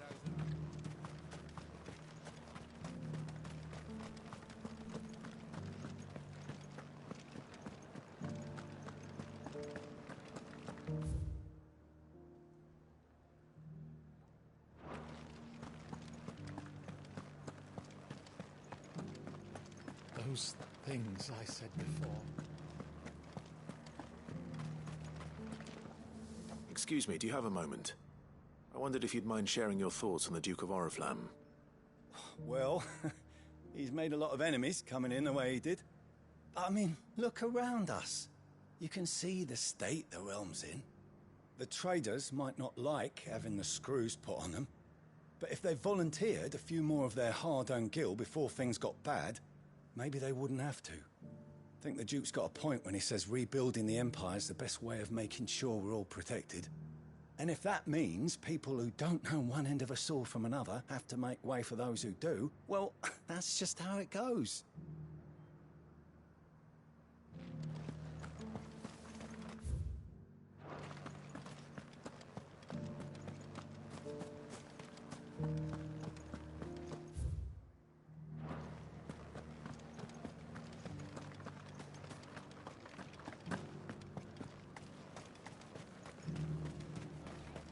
Sabine, you are embarrassing me.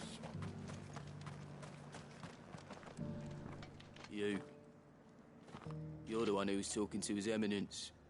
On the Dame's behalf, yes. I was trying to persuade him not to take the people's goodwill for granted, but it seems my words fell on deaf ears. What do you think of his plans? I'm a soldier, mate. He tells me what to do, not the other way round. Listen, I've got nothing but respect for the Dame, but I've got a family to look after. That's where my loyalties lie, not with the town or the Empire, but with my wife and children. If the Duke can get us the men and the equipment we need to fight off those blue-skinned bastards, I don't care how he does it.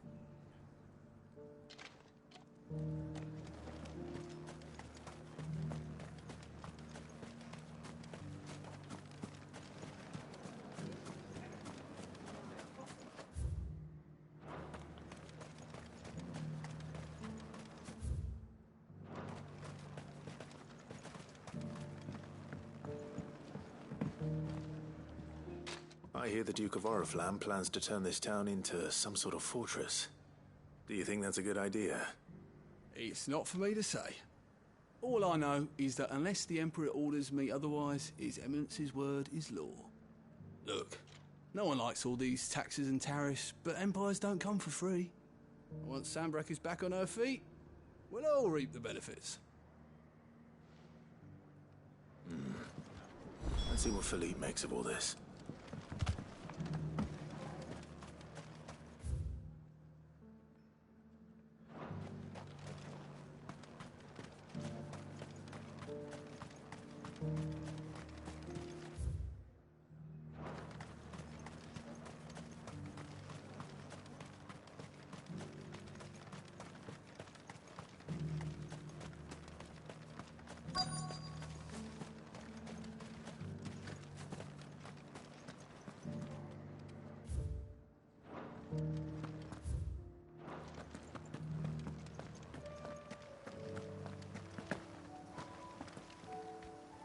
Captain, do you have a moment?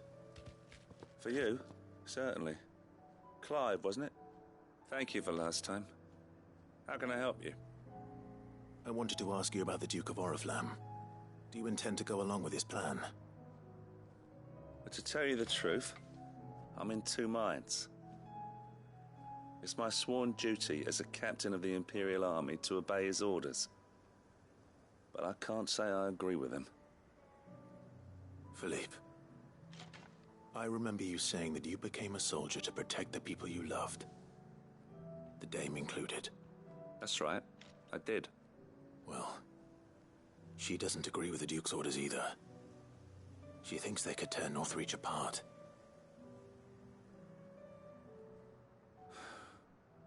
And she's probably right. Thank you, Clive. I know what I need to do now. Protecting the people I love is what matters.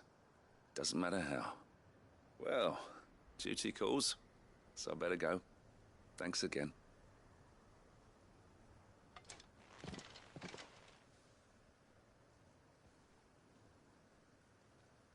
It seems Philippe wants to do the right thing at least. I expect Isabel will be pleased to hear that, if nothing else.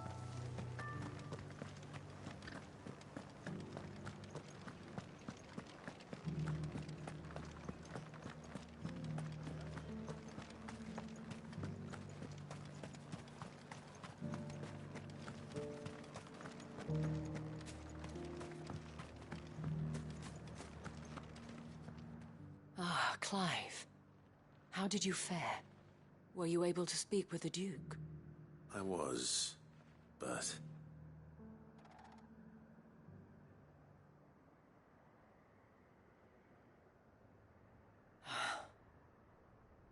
So Northreach is to be a fortress after all. Well, it will certainly help to hold back the thralls. There's no denying that.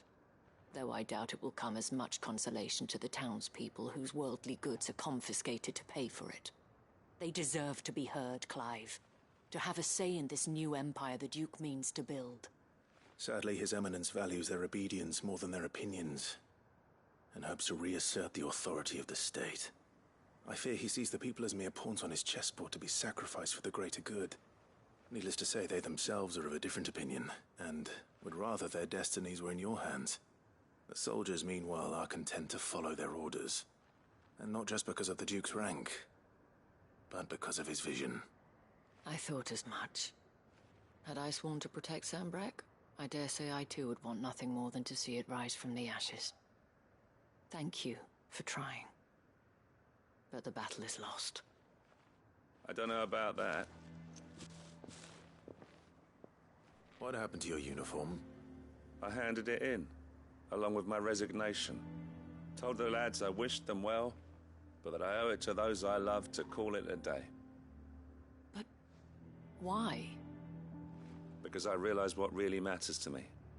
Not following some nobleman's orders for the sake of it, but protecting what I care about. Protecting Northreach. I honestly don't know when those monsters will return, but I'm certain they're not finished with us yet. And when they do come back, we need to be ready for them. We need to stand together, all of us. And with you to lead us, milady, I reckon we can do it. It was you who finally convinced me, Clive. There's no point following orders if they go against everything you believe. Indeed. All of us, standing together. That has always been Northreach's best hope, and one which still lies within our grasp. We have only to turn our attentions to the true enemy. Thank you, Philippe, for showing me what I must do. Anything for you, milady. Speaking of standing together, would you mind if I borrowed a few of the lads from the Vale to help keep watch around the town? I fear His Eminence has loftier tasks in mind for the guard. Not at all. Be my guest. Wouldn't be the first time.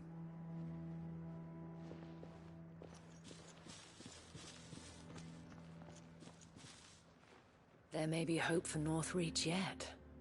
Especially with men like you and Philippe to champion our cause. I, for my part, shall continue to work upon the Duke, in the stubborn belief that I might still tempt him into joining hands. But I suspect I shall have to call upon your aid again. Until then, Clive. Until then...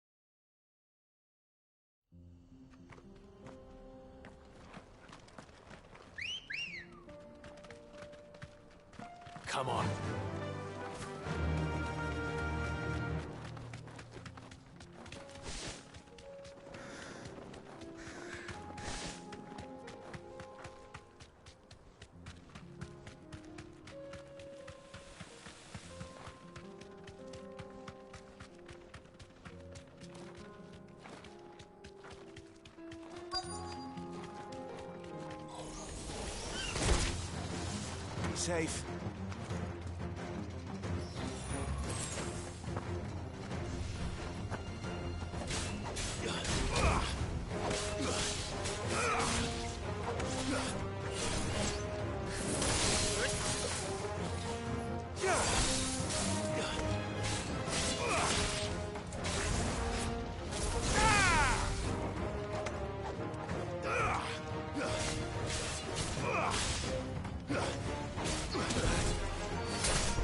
It's over.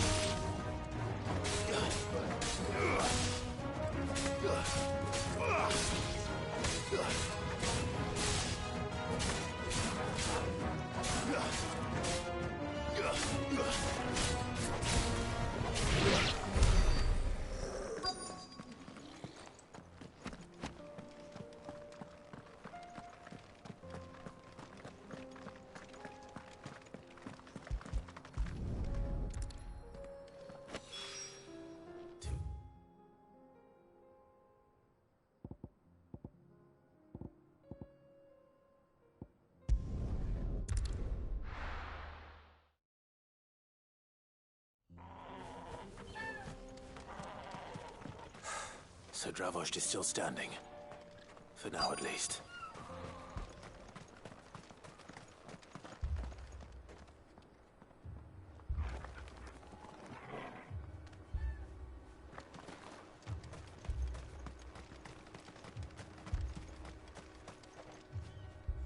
Clive! You're here! And the Akashic? Mostly off to the north still. But I spoke to Doris's scouts and it turns out things are worse than I thought. There's swarms of them out there. Told old Snotty to be ready to seal the north gate. That should buy us some time if we need it. Enough for the villagers to barricade themselves inside their homes at least. Well done. Welcome back, Sid. I'd never have guessed, you know. Not if August hadn't let slip. Who'd have thought that the savior of Dravost would turn out to be the realm's most infamous outlaw? Keen to help us out again? I am. Thought you could sneak off without me, did you? Blackthorn. Oh, what are you doing here? One of the scouts couldn't keep his voice down. Unlike my best mate who didn't think I deserved to know. Zoldan, how long's it been? Long enough for us two to turn into a pair of old codgers, I see. That your idea of an apology? Prick. Don't listen to him. You only did what you thought was best. For the village and that. I did, yeah. But that ain't the whole of it. Vulcan, our master, didn't leave the chiefdom to the two of us. He left it to me. The best blacksmith in Dravost, barring himself, of course. Bloody stupid tradition, in my opinion. If someone's got talent, you should let them practice their craft, not ask them to settle petty feuds and barter for grain. Our master wasted half his life that way. I wasn't about to let that happen to me. So you wasted half of mine instead? You're what Dravost needed. Under me and my precious ideals, this place wouldn't have lasted a year. So I left to devote myself to the work and spare you lot the consequences. I may be a selfish prick, but I only did what I felt I had to. What you had to do was your duty!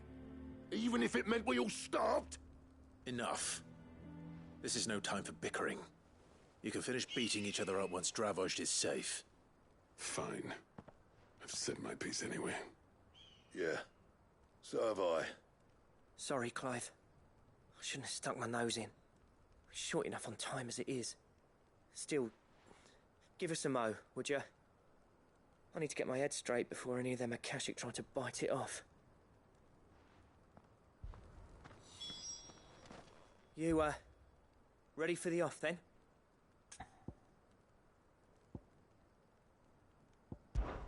We can't afford to waste any more time. Right you are. Might be worth having one last word with the scouts, though. Don't want any nasty surprises, do we? Oh, and Blackthorn, you and Zoltan might be better off staying inside the... Akashic on the move. How close are they? Within sight of the walls, and there are more coming up from the mines. What was I saying about nasty surprises? They'll wash right over us if we stay out in the open. We're pulling back behind the gates. Good idea. Get yourselves inside, but keep your weapons handy. Understood.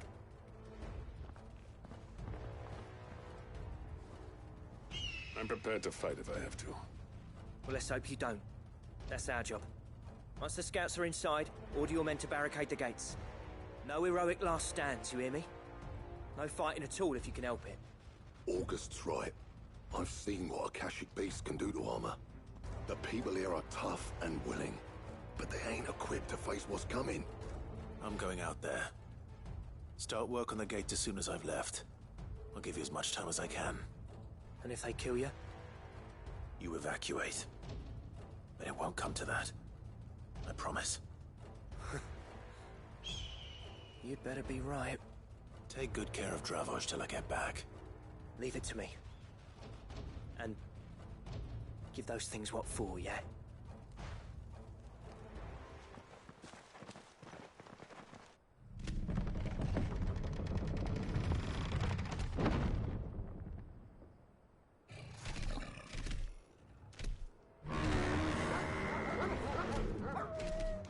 All right.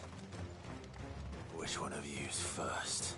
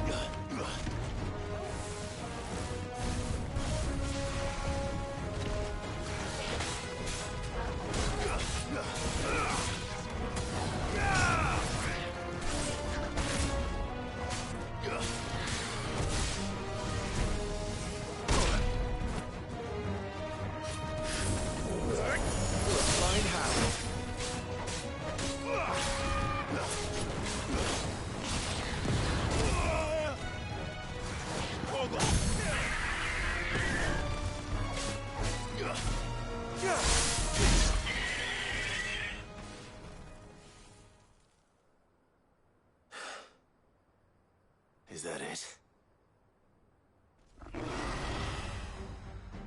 Apparently not.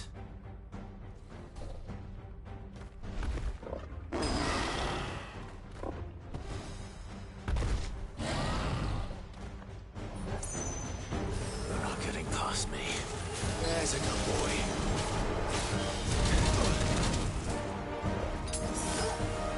To me, boy.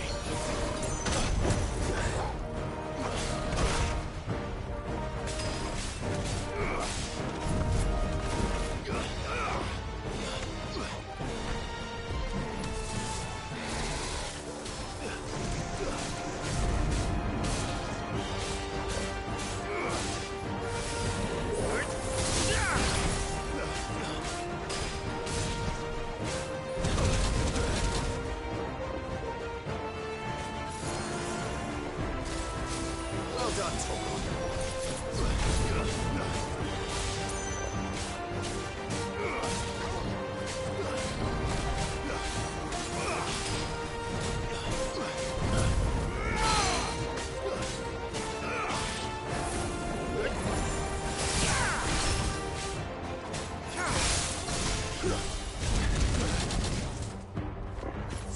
You're a fine hound.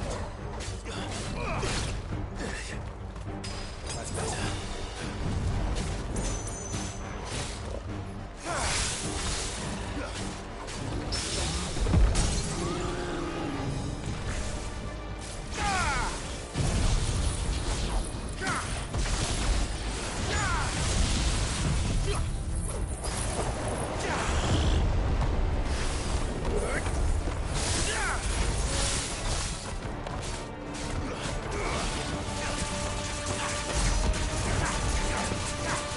There's a good boy.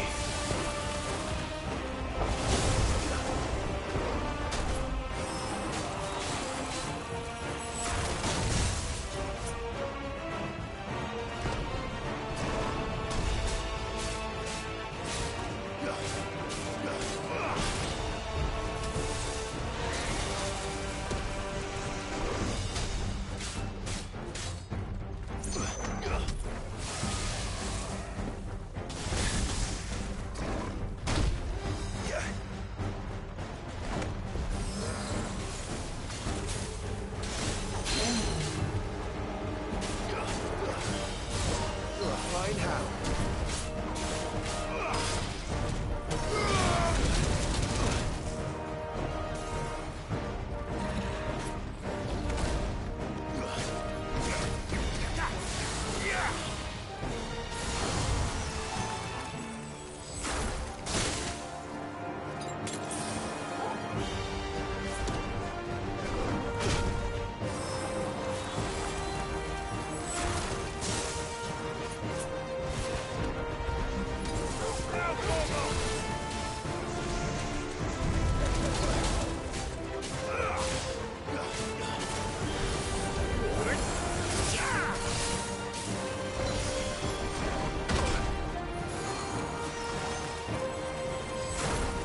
Help me, boy.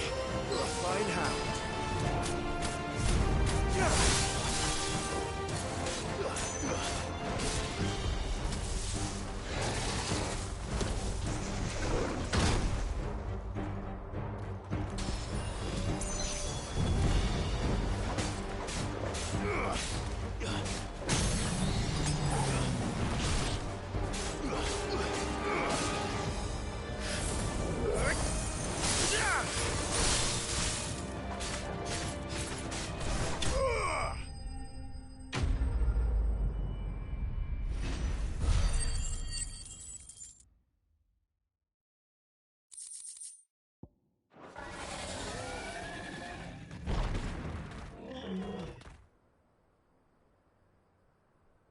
Now, the question is, did I miss any?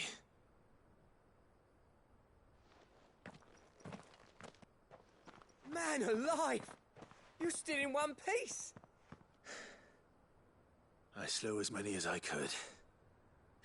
As many as I could, he says. The old bleeding lot, more like it. Well, almost. Only almost. Yeah, one or two did try to sneak over the wall. But we got the bastards, don't you worry. Good. Though you do know, more will come in time.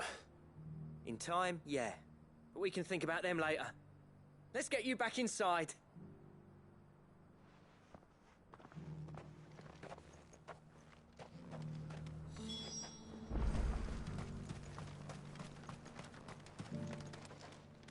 Sid! You're even more fearsome than your reputation. Enough to give those Akashic monsters nightmares.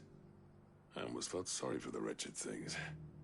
But mostly, I felt grateful. Dravoged won't forget what you did today. I'm afraid I've only delayed the inevitable.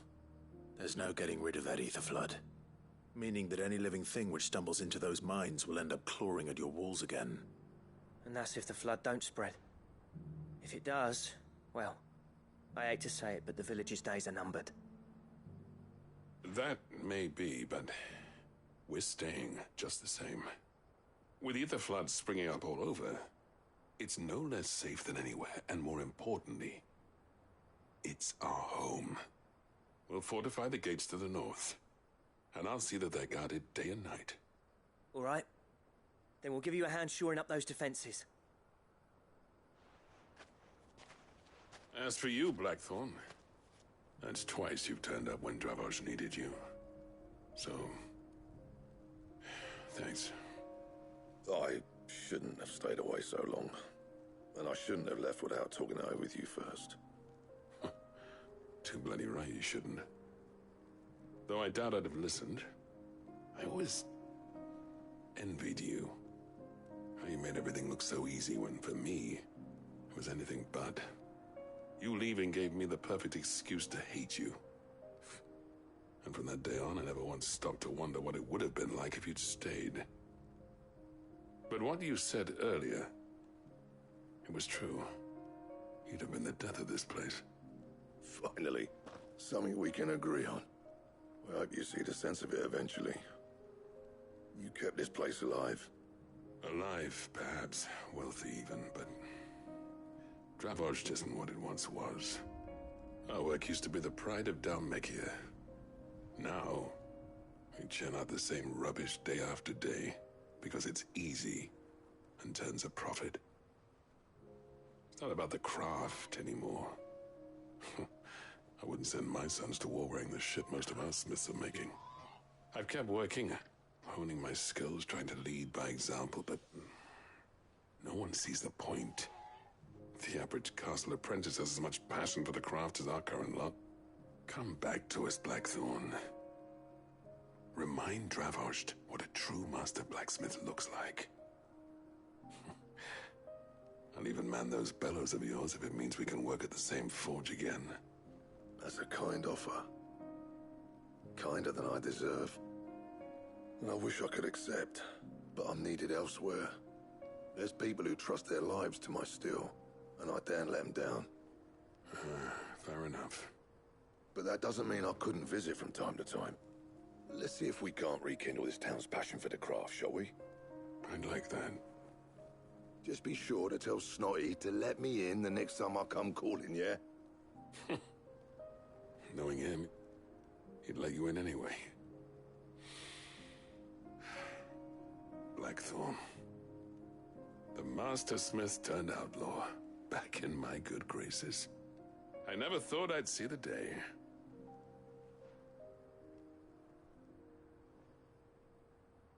I'd say that went pretty well, wouldn't you? Even better than I'd hoped. Sid, I've got something for you.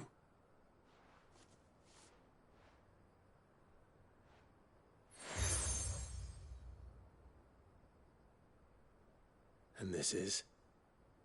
A token of our lasting gratitude. But I'm of a mind to make you a far grander gift. Designs for a certain sword have been passed down from chief to chief for generations. Now hold on, Zoltan.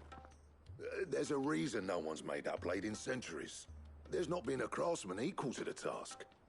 I'll admit your cinders make impressive steel, and I've learned to own an edge Odin will be proud of.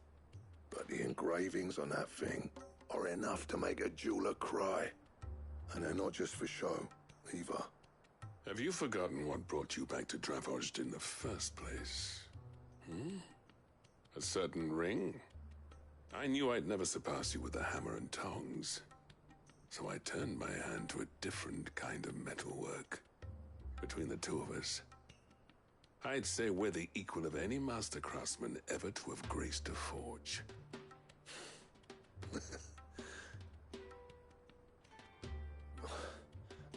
You know what? I think you might be right. Clive, you wouldn't mind if Zoltan came back to the hideaway, would you? He's more than welcome. As long as he can keep our secret. Right. Zoltan, get your tools. We've got a legend to forge.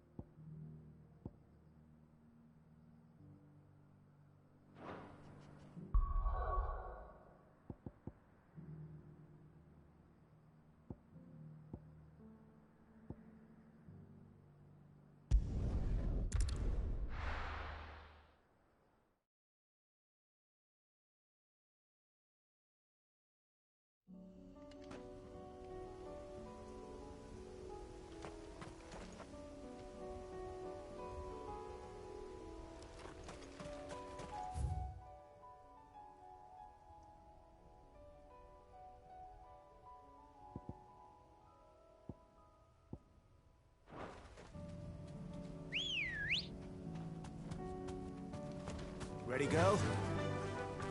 Faster!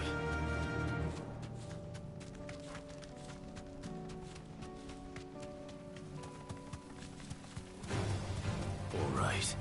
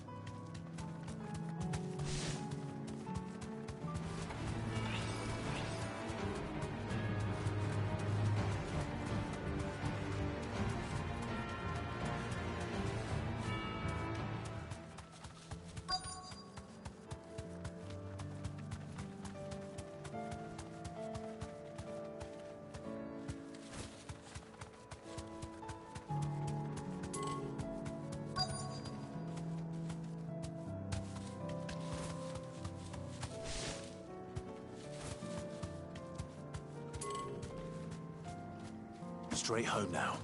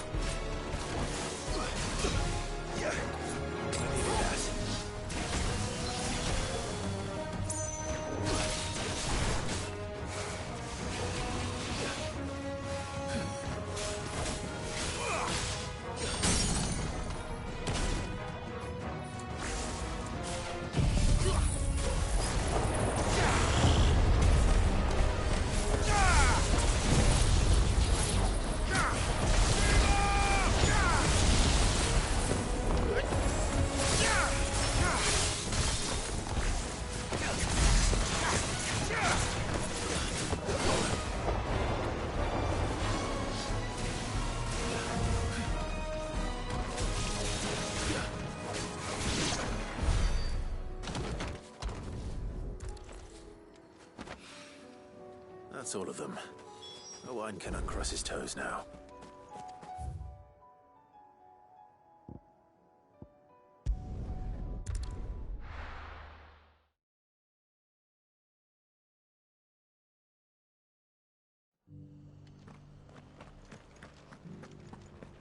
Dora should be somewhere nearby. Assuming she's still here.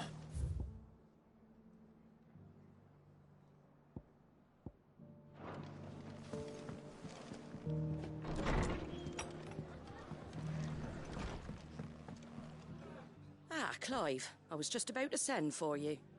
I'd like you to take something to Sir Wade up in Eastpool. Seeds for planting. Thought it was about time they started growing their own food. I'll keep providing them with whatever they need in the meantime, of course. But if Eastpool's going to survive, it's got to be able to fend for itself. As of those poor bearers. They've lived their whole lives in servitude, but now they're their own masters. Small wonder they ain't got the foggiest how to provide for themselves. So it's up to us to teach them. And if you're wondering why you, well, the Wagoneers taking supplies up that way have been coming back with more and more reports of Akashic around the village of late. Sir Wade's putting a brave face on it, but I think even he's starting to worry. And if he's likely to share those concerns with anyone, it's you. All right. Thanks. Wouldn't ask if I didn't have to. There. That should be enough to keep him in Gazal Greens for a few years at least. Gazal Greens. Not the most mouth-watering crop, I'll admit. But they're hardy, they grow fast, and they fill a hole. Better that than something that'll wither away at first frost. And chocobos love 'em too, which is no small thing. When I say all of us need to pull together to get Eastpool back on its feet, I mean all of us. They ain't exactly succulent, but cook 'em right, and they're just about bearable. I'll take your word for it. Anyway, Sir Wade'll know what to do with them. And if he don't, well, I'll go up there and show him myself. I'm sure you will.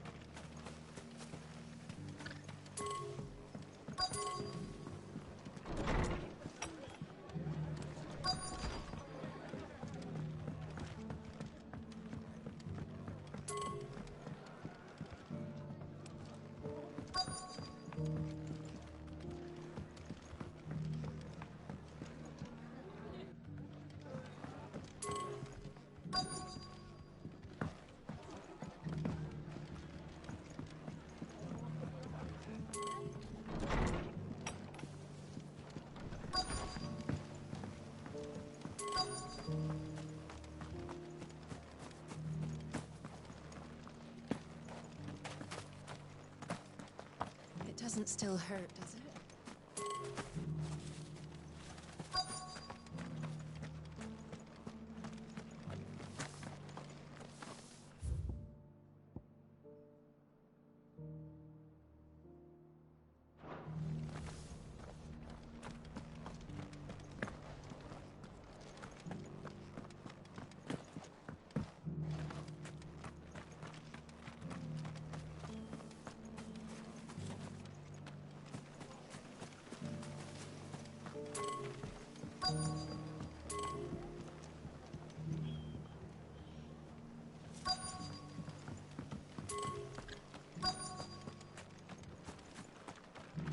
Just because the heavens have gone to reckoning.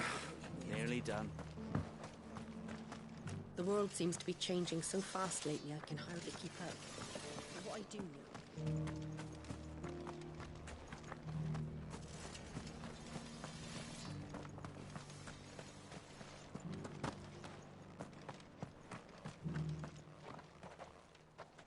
It's been a pleasure, Doris.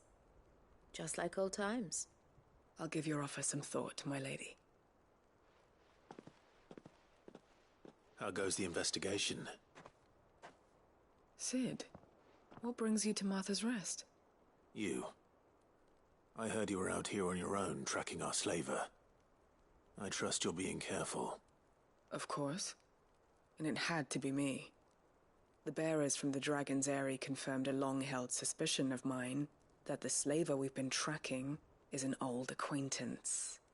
She's no fool. If we'd come in force, she would have spotted us straight away, and then vanished without a trace. That was her just now, wasn't it? So, was it a fruitful reunion? I'd say so. She tried to recruit me. Seems her time in Rosaria is coming to an end. She's abducted bearers from across the region and is looking to smuggle them back into Sambrec. After her brush with those beastmen on the road to Northreach, she hired herself an Imperial escort, which she wants me to join.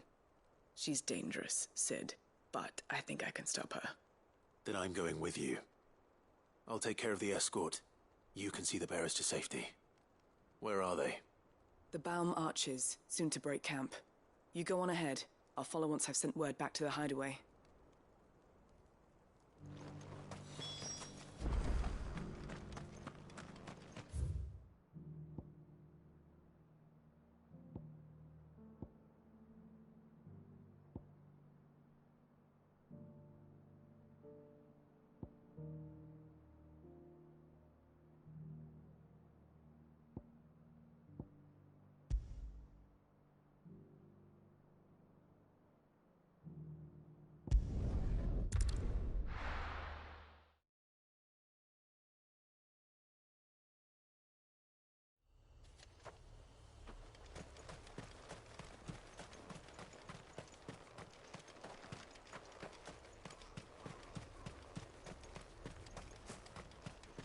Ambrosia won't help me here.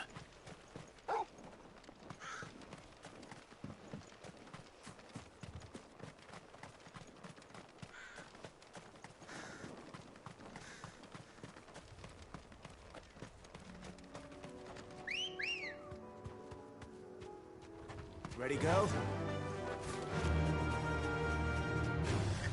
Time to fight.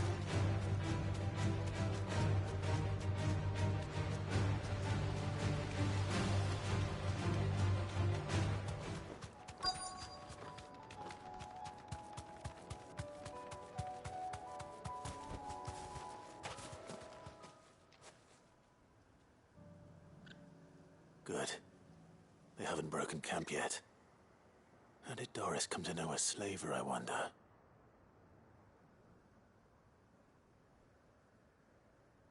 We've waited long enough. She's not coming. Ready the bearers. We're leaving. Back to civilization, is it, Mom? With all haste. Lest any of you lackwits start talking like these feckless bumpkins. I presume your men are ready. We've suffered too many delays as it is. Any more and I'll be docking your pay. Yes, Mom. Oh, but before you go, it appears we have company. Kill him. You're welcome to try.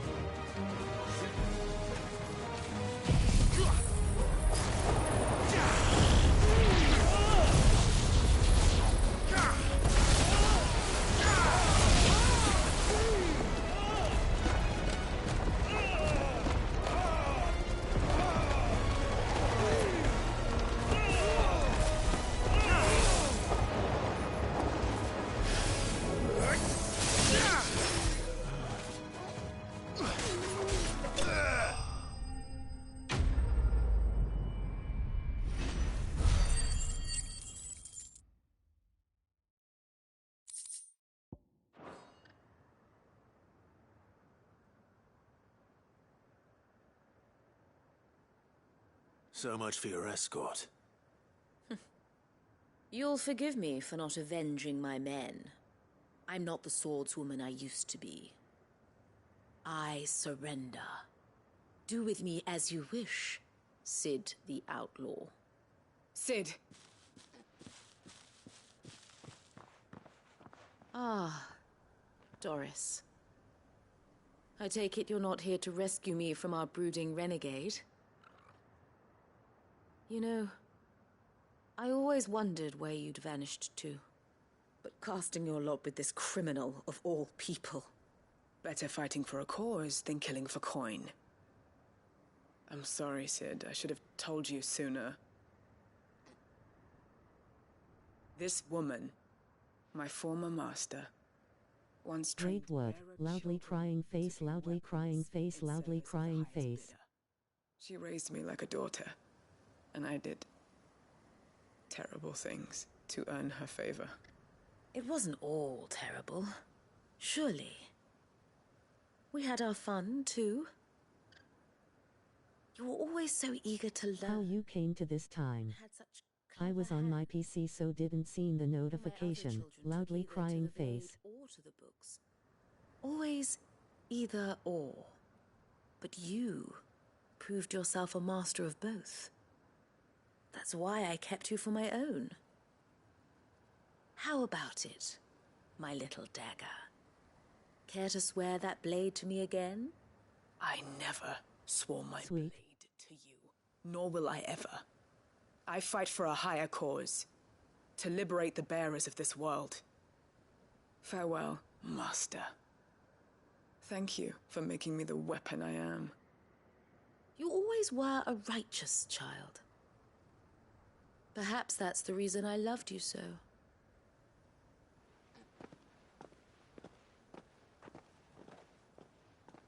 It's okay. What do you want to do with her? I am not the killer she wanted me to be. Not anymore. And she no longer has friends in high places. The Dame does, though. Her connections at the Imperial Court will see that justice is done. All right. If you're certain. I am. And thank you for everything. Now, I better let these bearers know that they're safe. Muted or mic glitch. Grinning face with sweat.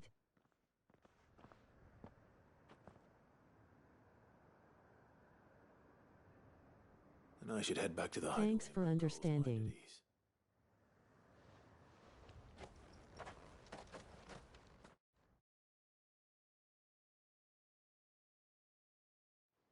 I have mic muted.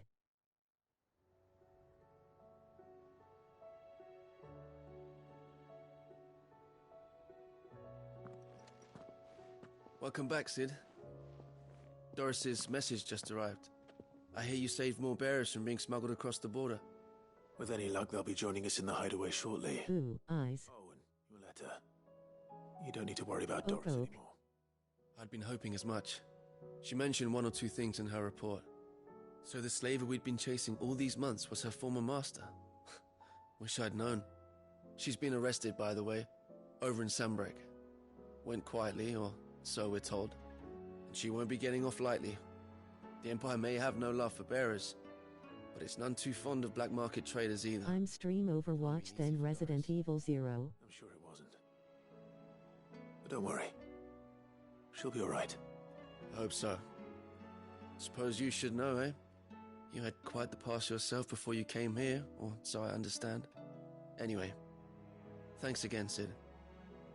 The Cursebreakers would be lost without Doris. And you, of course. Keep up the good work, Cole. After Final Fantasy XVI. After this. Thinking face. Oh.col. Yup. I will be up by ReZero, face with tears of joy.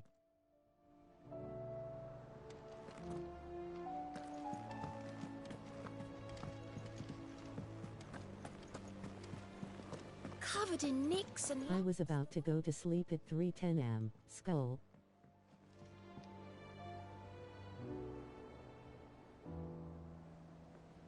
Yeet.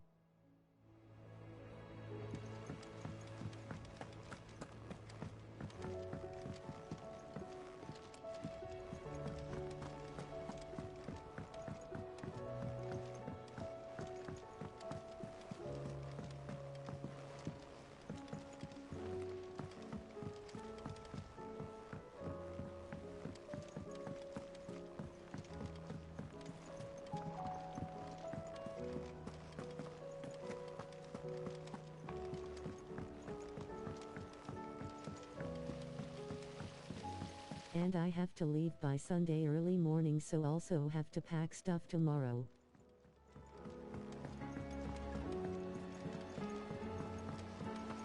Miss, can we read Miss Hector's story for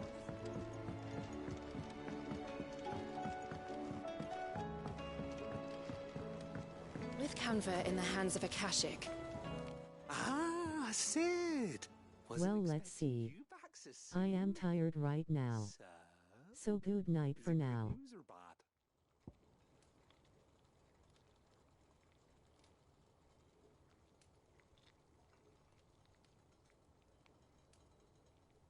Okay, see you later. Good. See you tomorrow. Have a nice stream. Take care. Thanks a blimmin' million! Thanks. I'll fit 'em to the smelter right away!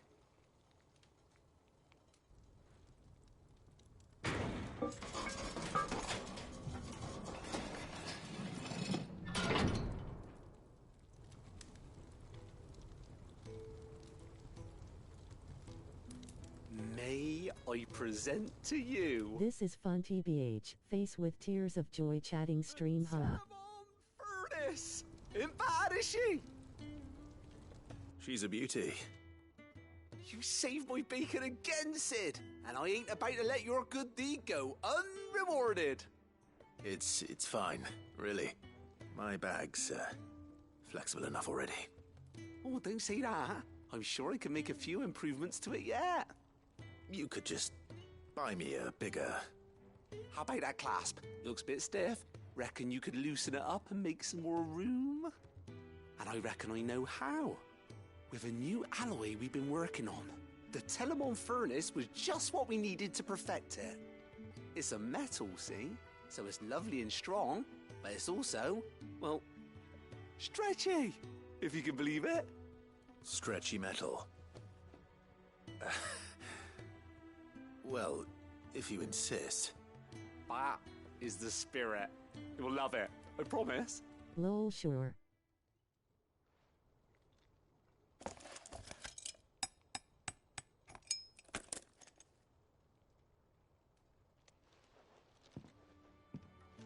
So, what do you reckon?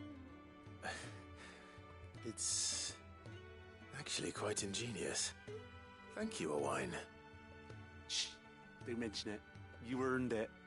And I wanted to get some practice in using that metal anyway. Reckon we'll have all kinds of uses for it around the hideaway. Can't think of any right now, but that's our job, innit? Dreaming up new ways to make life easier around here. Maybe even out there, too. One day, the whole world's gonna know about the inventions you've helped us put together. That bag of yours will be the first of many. You mark my words. They'll hardly believe their eyes, I'm sure.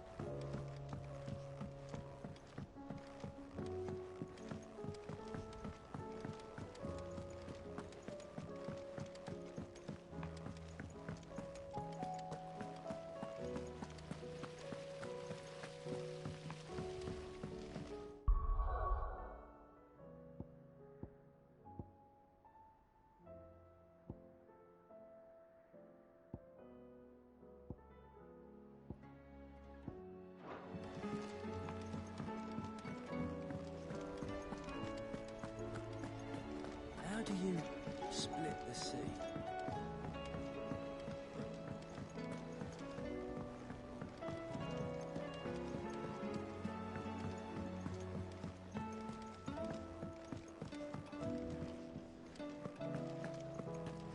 Oh, don't tell me we've run out of papio nuts and all.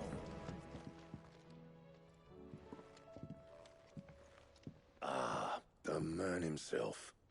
We were just about to make a start on that sword I promised you. It's funny, but none of this would have been possible without your help. You remember Camille? We'll be using his leather work for the grip. The steel, meanwhile, will be tempered in a fire, burning the cinders you charmed out of old Zoltan here. And that whetstone from the Outer Isles, that'll be what gives the blade its edge. And the final flourish will be my talented colleagues' engraving. A team effort led by the greatest blacksmith alive. Now, save that talk till the thing's finished, yeah? Right. I'm ready if you are. To the bellows it is, then.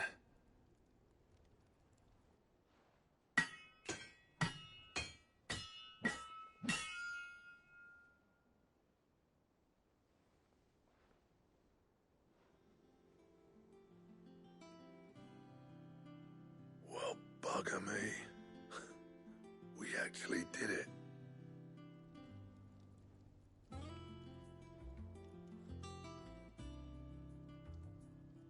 The sword to end all swords. Ragnarok. It's quite something. I trust you'll take good care of it. Thank you. Both of you.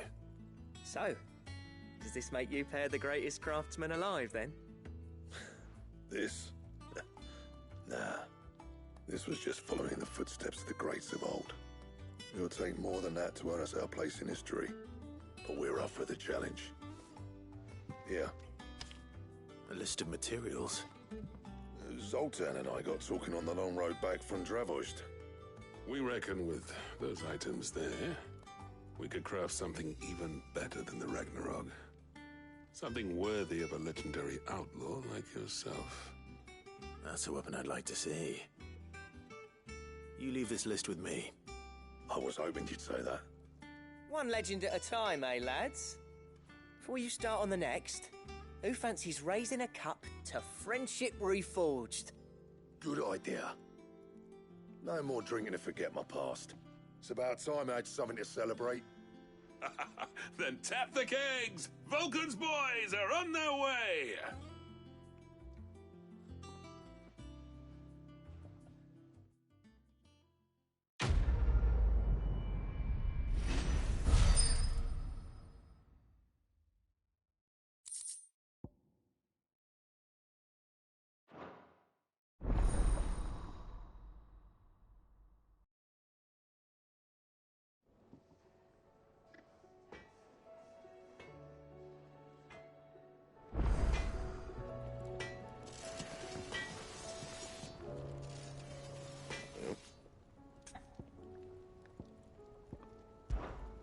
Sancfordian, dear. That it? Fine. Trouble with your gear, or... I never thought me and Zoltan would ever speak again, let alone work together. And if it hadn't been for you, we wouldn't. You've been a good friend to me, Clive. The best. Sancfordian, dear. Should last you a good while.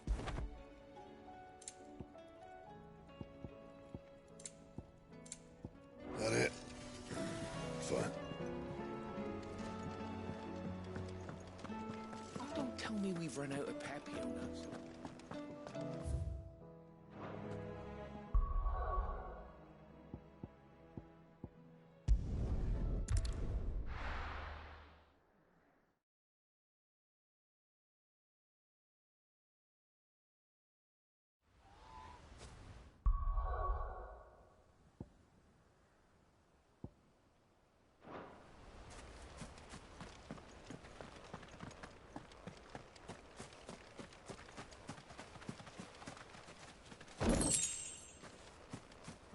Guardians saying we're supposed to grow our own. Ah, Lord Rossfield. What brings you to Eastpool? A delivery from Martha.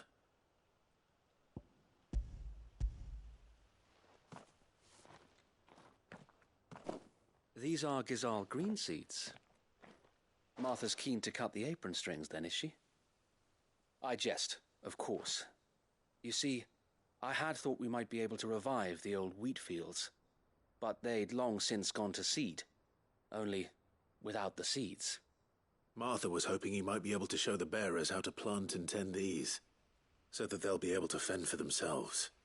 That's not a bad idea. These bearers had only recently escaped their bonds before we brought them here. They know little of freedom, of providing for themselves and their loved ones. Unless we teach them how to live like free men, I fear that all we have achieved in bringing them here is to exchange one master for another. Not that myself and the Guardians have been the best example to them so far, subsisting almost entirely on Martha's charity as we do. It's about time we all started to provide for ourselves, bearers and Guardians alike. Unfortunately, we've been a little too busy of late to focus on much besides bolstering our defenses. There have been alarming reports of... The Horde is closing in. They're coming, so wait, all of them. Time it all. I thought we'd have more time. Gather the men in the square. Send to the rest for reinforcements. Yes, Sir Wade. The Horde. A Kashek, a veritable legion of them. They've been seen prowling around the northern reaches for a while now. We don't have the numbers to hold back a swarm that size. I had hoped to build a perimeter wall so that myself and the Guardians might be able to defend the village, but... Now you're out of time. Precisely. If reinforcements from the rest arrive before they do, we may just scrape through, but I fear that's rather an enormous if. What if you could call on reinforcements from Eastpool? You mean the bearers? We brought them here so they might live, not die, fighting for their lives. So wait. You said you lack men to defend the village. Are the bearers not men? Do they not wish to see Eastpool saved? Though they may not be trained soldiers like your Guardians, what help they are able to offer could still prove the difference between victory and defeat. You're right, my lord. I will appeal to them.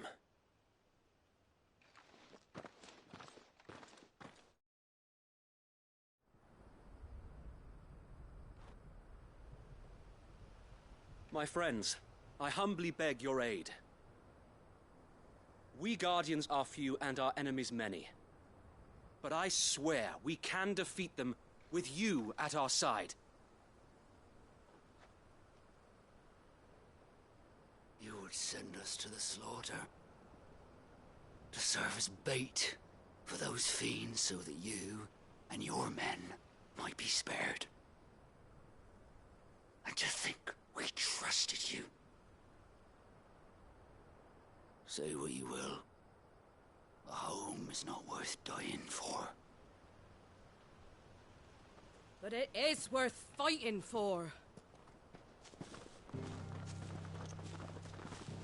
Sir Wade fights to give you lot a chance. Just like I do. Just like Sid does. We all wanted to give you a home where you could be free. And you got one, didn't you? This place, Eastpool. This is your village. Your home. And if you don't fight to protect what's yours, you'll lose it. You know I'm right.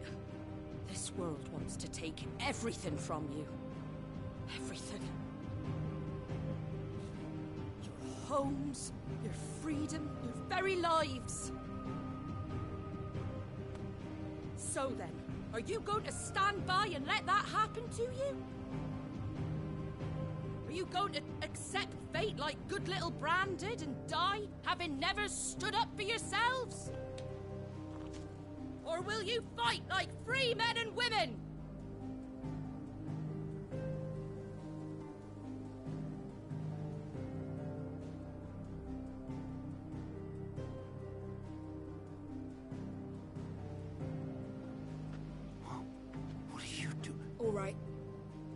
give me a sword. I never dreamt I'd have a home of my own. And now that I have, I don't want to lose it. I will protect what's mine, or die trying. We all will. Free men and women, fighting together.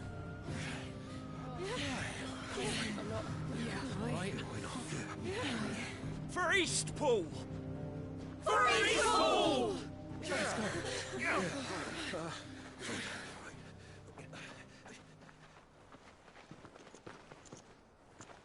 Thank you, Martha. Don't mention it. Just promise me one thing. That you'll show them how freeborn fight. Gladly.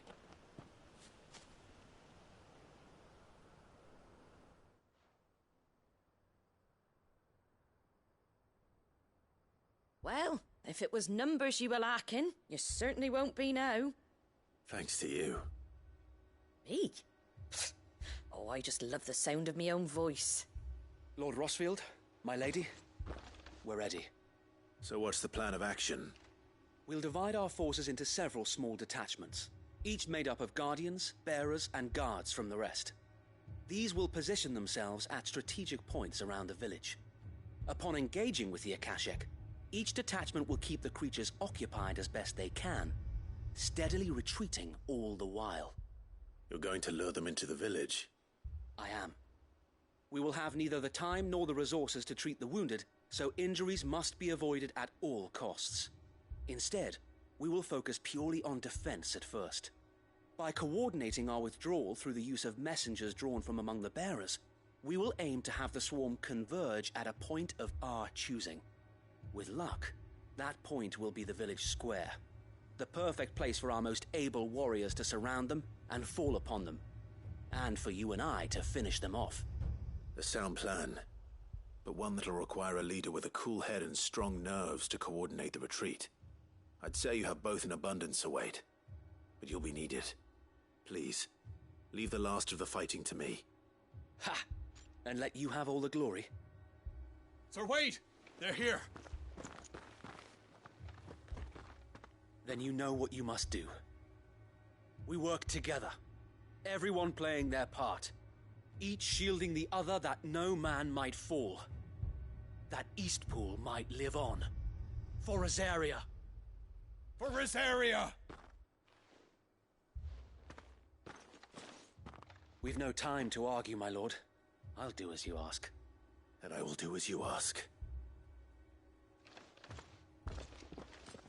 Suppose we'd better do our bit too then, eh? Right you are, Martha.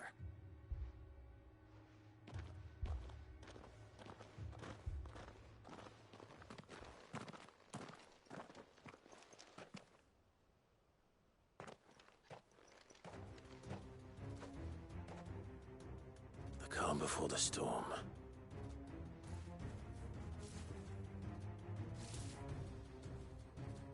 And here it comes. I will not let this village fall.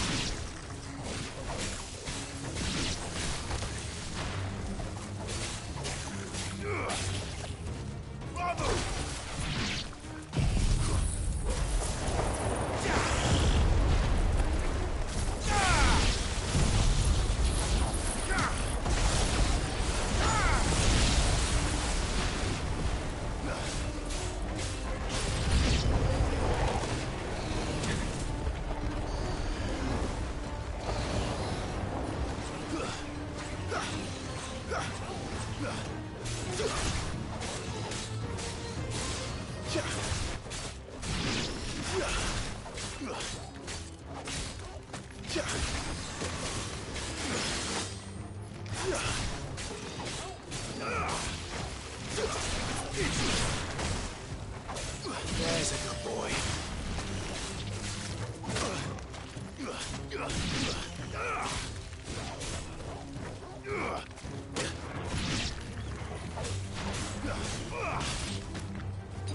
This one. Ogle, kill!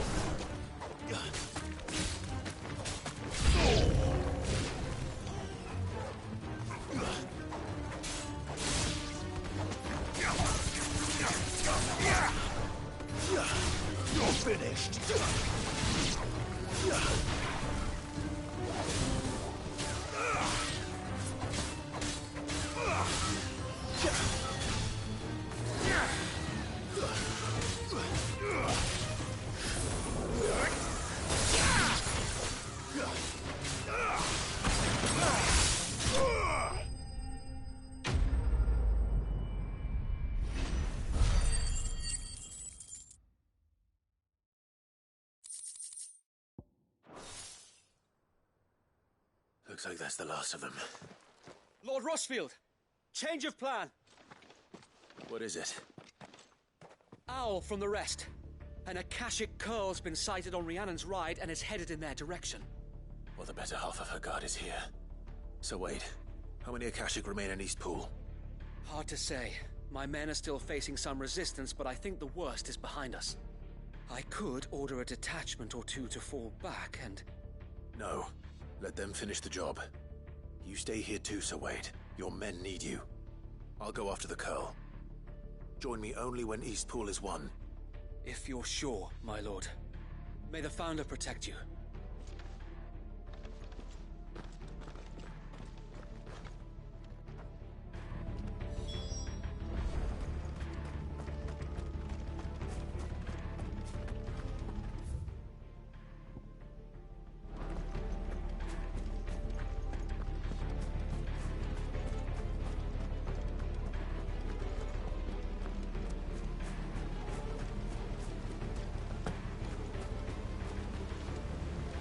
No use calling Ambrosia now.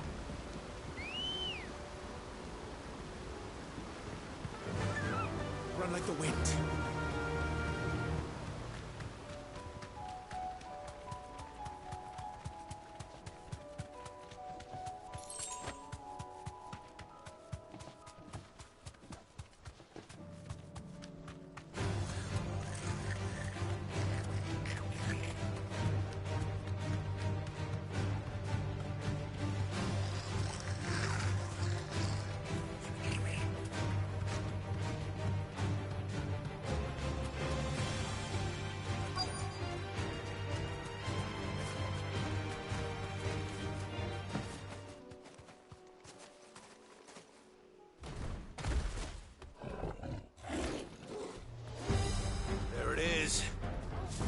With me, Torgal. Now, Torgal!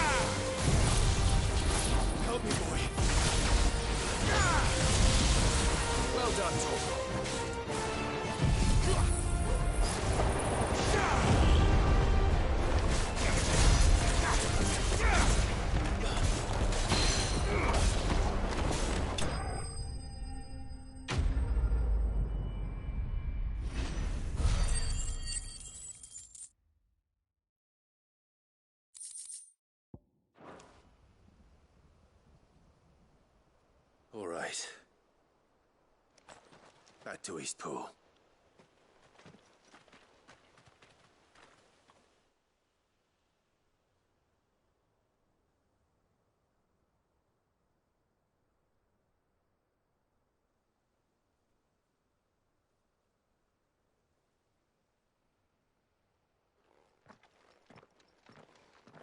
Lord Rosfield, the Curl, is it?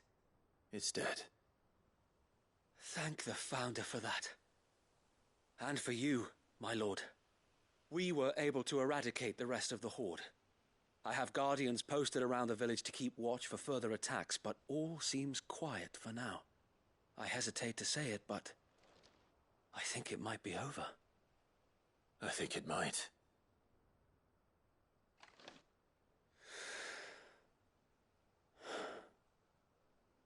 We did it. We saved Eastpool. Thank you, my friends.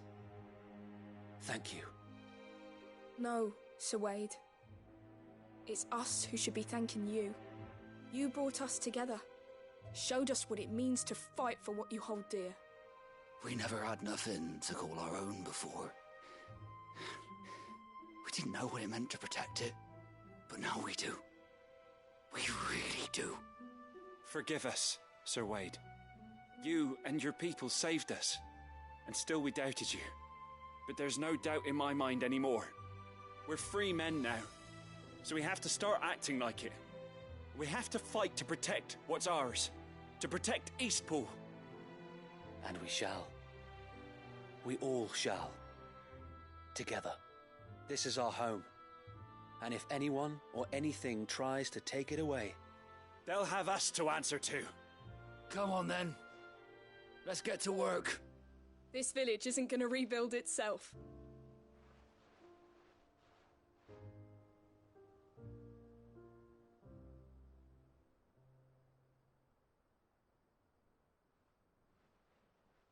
They're not slaves anymore. No. They're Rosarians.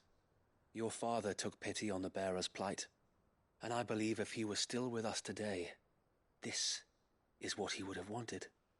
I believe you might be right. I shall remain here, my lord, and do what I can to help rebuild the village. After all, this is my home now too, and I could hardly call myself an Eastpoolian if I didn't pull my weight. I think you'll find it's Eastpudlian, Sir Wade. But you should be proud all the same. I'll have to pull my weight too. Can't have the rest getting outclassed. Speaking of which, I ought to be getting back. Can we continue to count on your support, Martha?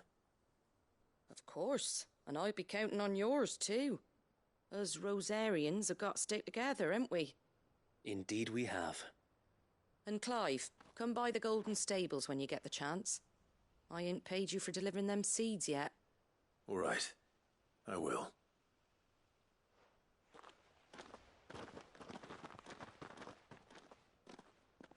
Lord Rosfield, do you remember our very first mission together? Clearing the goblins from the Stillwind marshes? How could I forget?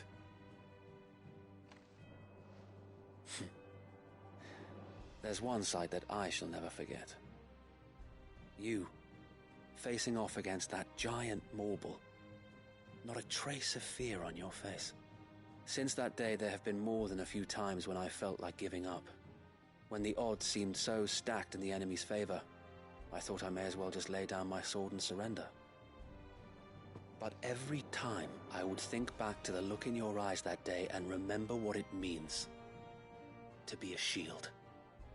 Know that whatever trials Eastpool may face, I shall never lose courage. Thanks to you. So Wade, you have always been a true shield. I know that Eastpool, and indeed all of Rosaria, will be safe in your hands. Thank you, my lord. I know the rest of the world will be safe in yours. I'll do my best.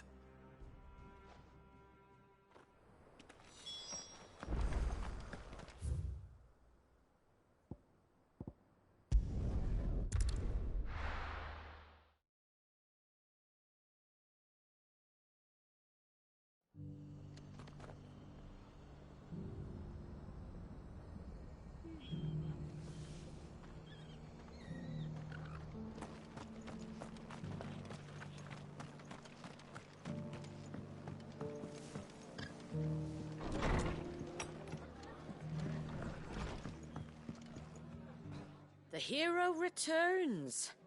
It's lucky you came by when you did, eh? Not only did my seeds get delivered, but you went and saved Eastpool and all. I just did what I could. And it's only right that you get rewarded for it. Take it before I change my mind. Thank you, Martha. So, Eastpool's finally back on its feet again. And a home to free bearers. Who'd have thought we'd see the day, eh? Well, it was your idea. I know that, but I never stopped to think what it would mean. Bearers in charge of themselves, thinking for themselves, working for themselves. Like your hideaway, but not even hidden away. Though I suppose the rest ain't much different nowadays. You know, bearers living free like that reminds me of when I first met Sid. Loath as I am to recall that particular day. I take it you didn't always see eye to eye. What happened? Well, if you really want to know, I started doing what I do long before I met Sid. In fact, that's how I met him. Or at least how he came to meet me.